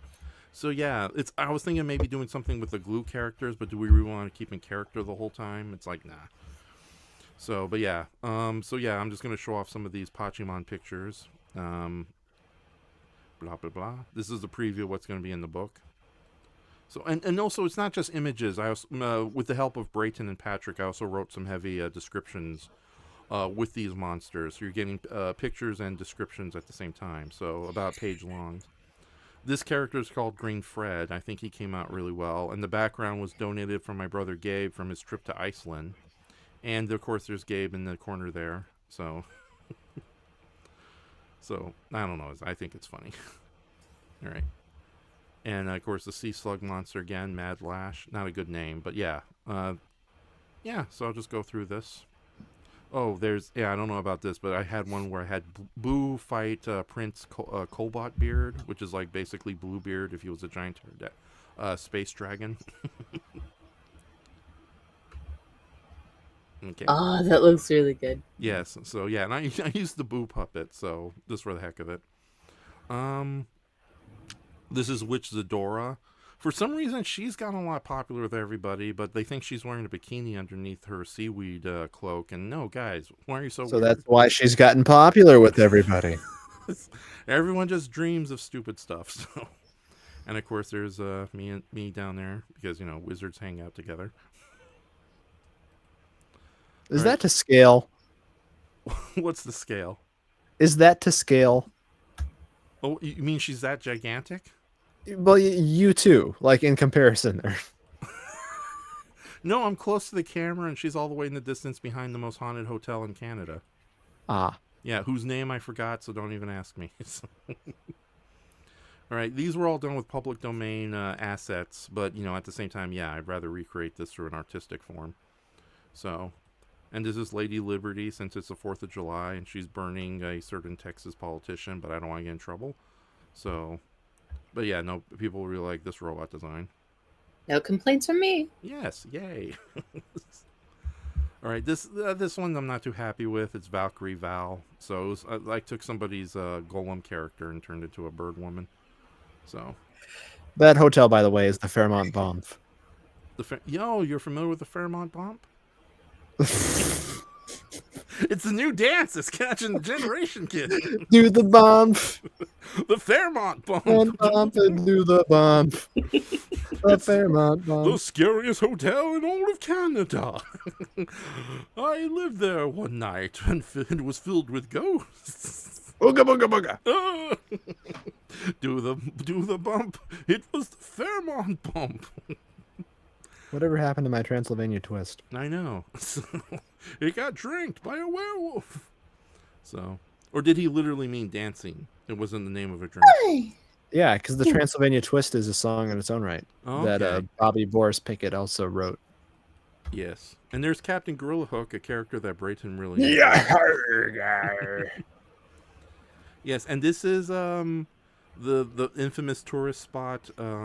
I forgot the name of the castle, but it's in King Kong versus Godzilla, and this is a photo that our friend Patrick donated. So. Yes, untouched, undoctored. Yeah. Yes, there was really a giant space gorilla behind that castle. Yep.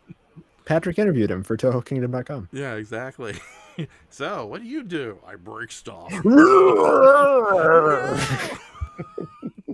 And then he died. This is the most controversial of the Pachishoma pictures because it's a barely disguised Anglerus, and this is Spiky Boy, the pet dragon of our friend Matt Burkett, who's making a cameo.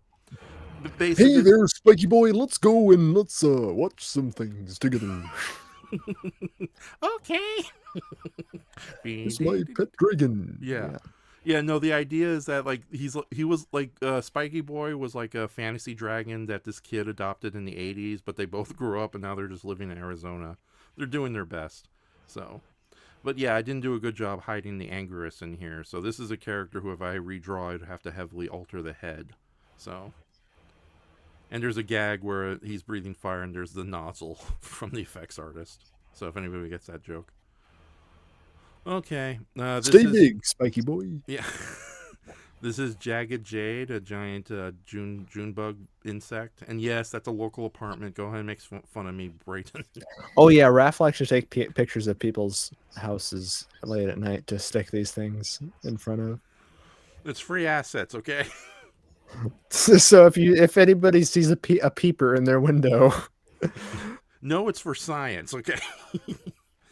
And this is cue the piano Michael Myers stalking music. Yeah, oh my god, yeah, just me going to the bushes with a cell phone. So. Actually, to be fair, these are one of those apartments they recently refurbished, but nobody's moved into them because they're too expensive. So technically, nobody lives in any of these buildings. We could do like the cover of The Killing Joke with you, like with a little disposable orange Kodak camera. Right. Smile for me. Right, and this is Kittybot AL13. I forgot what to say. Spectrafan 457. Yeah, it's Kittybot, so it's like Robot Monster, but if it was Hello Kitty with a robot head. So that's inspired. Yes, and I'm happy to say this is a picture of our local park and a bunch of park cars at a dealership that I took pictures of, and these are of course screen captures of my brothers. I asked them, but I don't know if they're aware that they're in the book. All right. Enough of this crap. The broccoli basher. Leo man, giant Leo monster.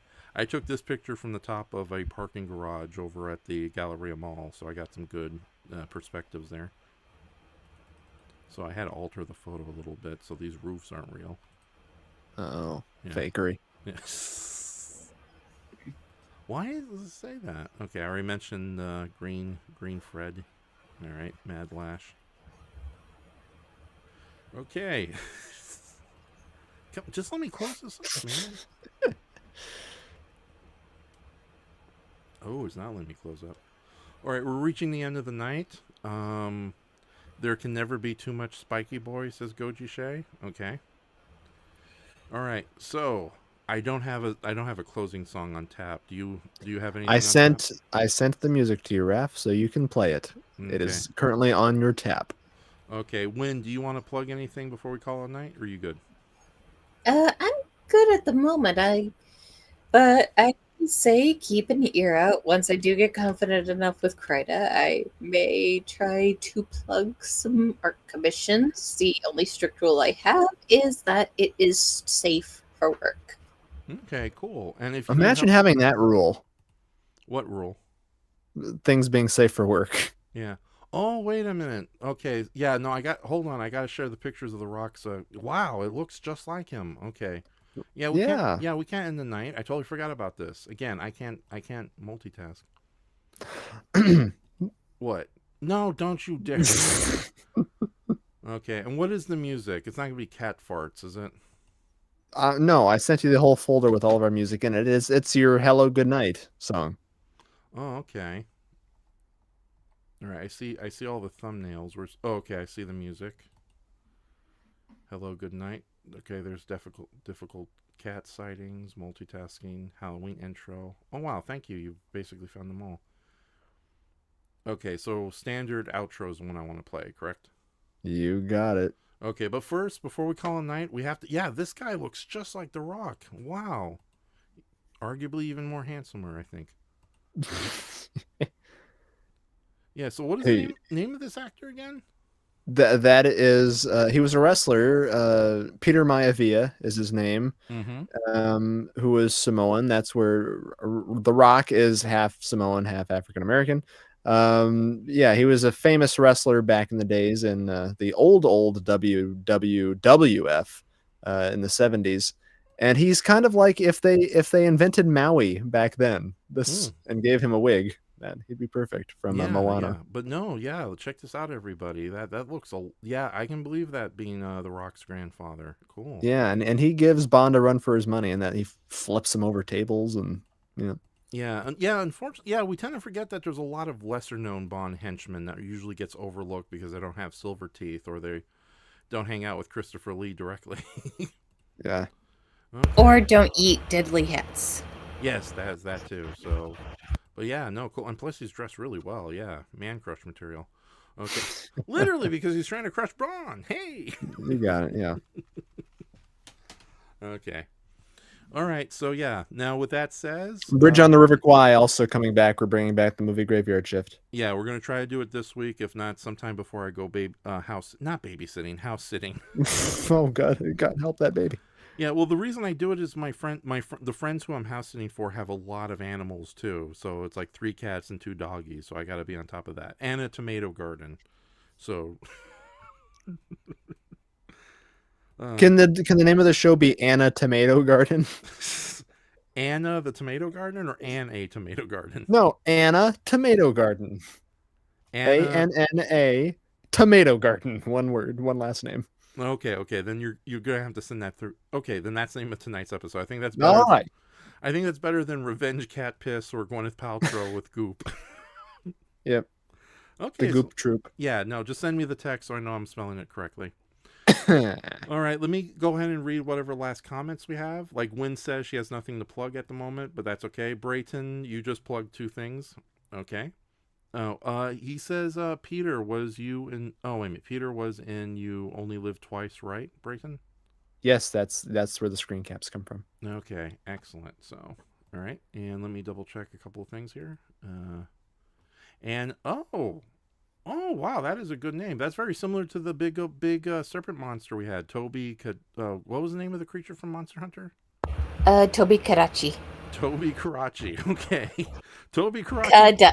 Kadachi. Yeah, Kadachi. Anna Tomatogarden versus Tobi-Kadachi.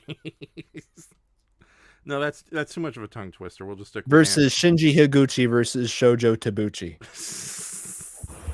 You could put versus Puke if you're hellbent on a Monster Hunter reference. Oh, okay. Yeah, we'll do that. We'll figure it out. I still got there's at least 24 hours before versus Sukiyaka versus Tutankhamun. It's gonna be one of those shows. Okay, one last check on the comments. Hold on.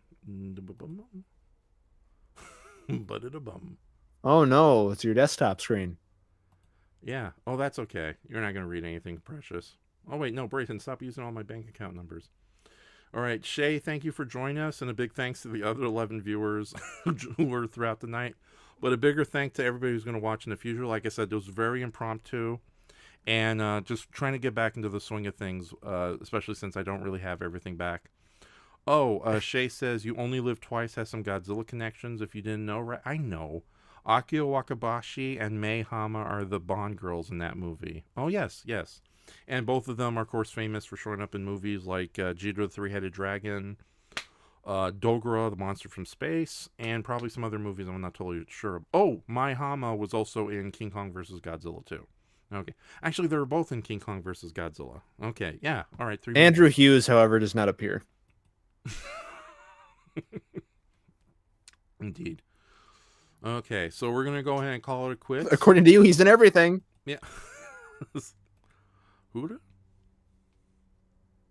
Andrew Hughes. Who is Andrew? Oh, the old British gentleman. Yes. From Destroy All Monsters and Golden Bat. Yes.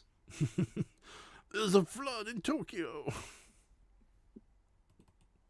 Whatever. Okay. Wynn, thank you very much for joining us tonight. And Brayton, thank you for showing up towards the end. Sorry, everybody, if I went crazy with the Pepsi, but yeah, it happens. You're welcome. Thank you for having me. You're welcome. Okay. Hold on. I got... Oh, this show. Okay. Oh, darn it. Okay, so we're going to play out the final music. This is Goodbye, Good Night from the Aquabats. Hello, Good Night. Hello, Good Night. Probably one of the most beautiful songs ever. I know I get a bit of a not a copyright strike, but a bit of a warning whenever I play the song, but what the heck, it's the end of the night, so let's go. All right, we will see you guys next time, probably on Twitch sometime this month. If not, next month for sure. What? No. Well, we just promoted the Bridge on the River Kwai for this week. Oh, okay, then we're going to do Bridge on the River Kwai this week. Yeah, so that's where probably... Or next month, either or. No. We'll do it before the 21st for sure, one way or another. Yeah, but anyway, so yeah, thank you, Wynn, and thank you, Brayton, for joining me. This has been a wacky show with Anna Tomato. And we end the night with the standard outro, or at least the new outro. Okay, we will talk to you guys later. Go and mute yourselves while the music plays. It's going to be a bit. Good night. Good night, everybody. Shakma.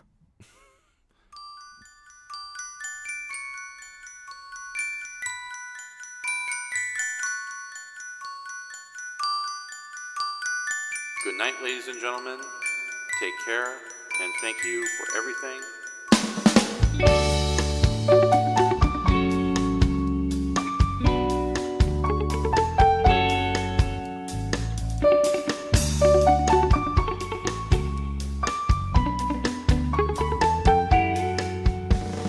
Here's something to think about when things go wrong all the time.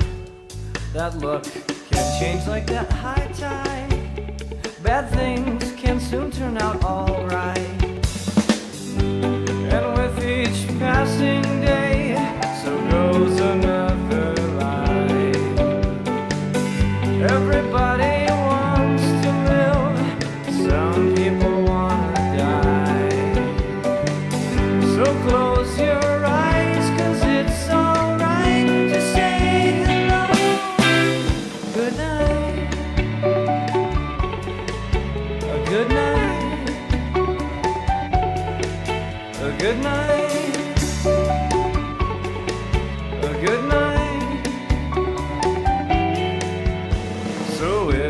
This is to be our time.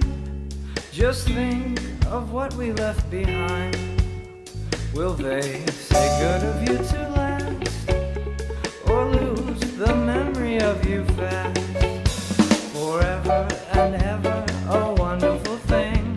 Will someone be grateful for what we tried to bring? It's late, but just remember then, this day will never come again.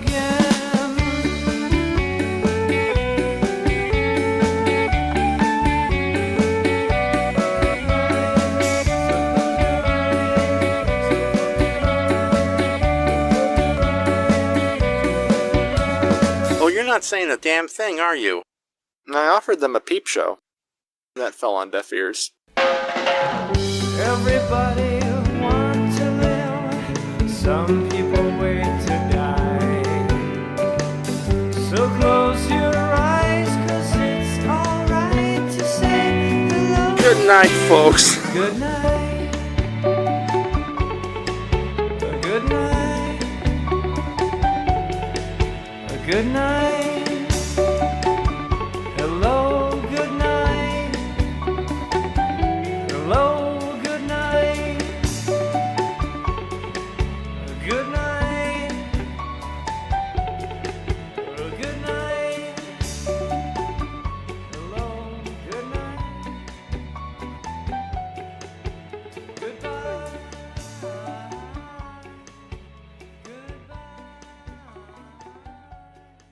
I'll buy you the dress for your drag act, Raph.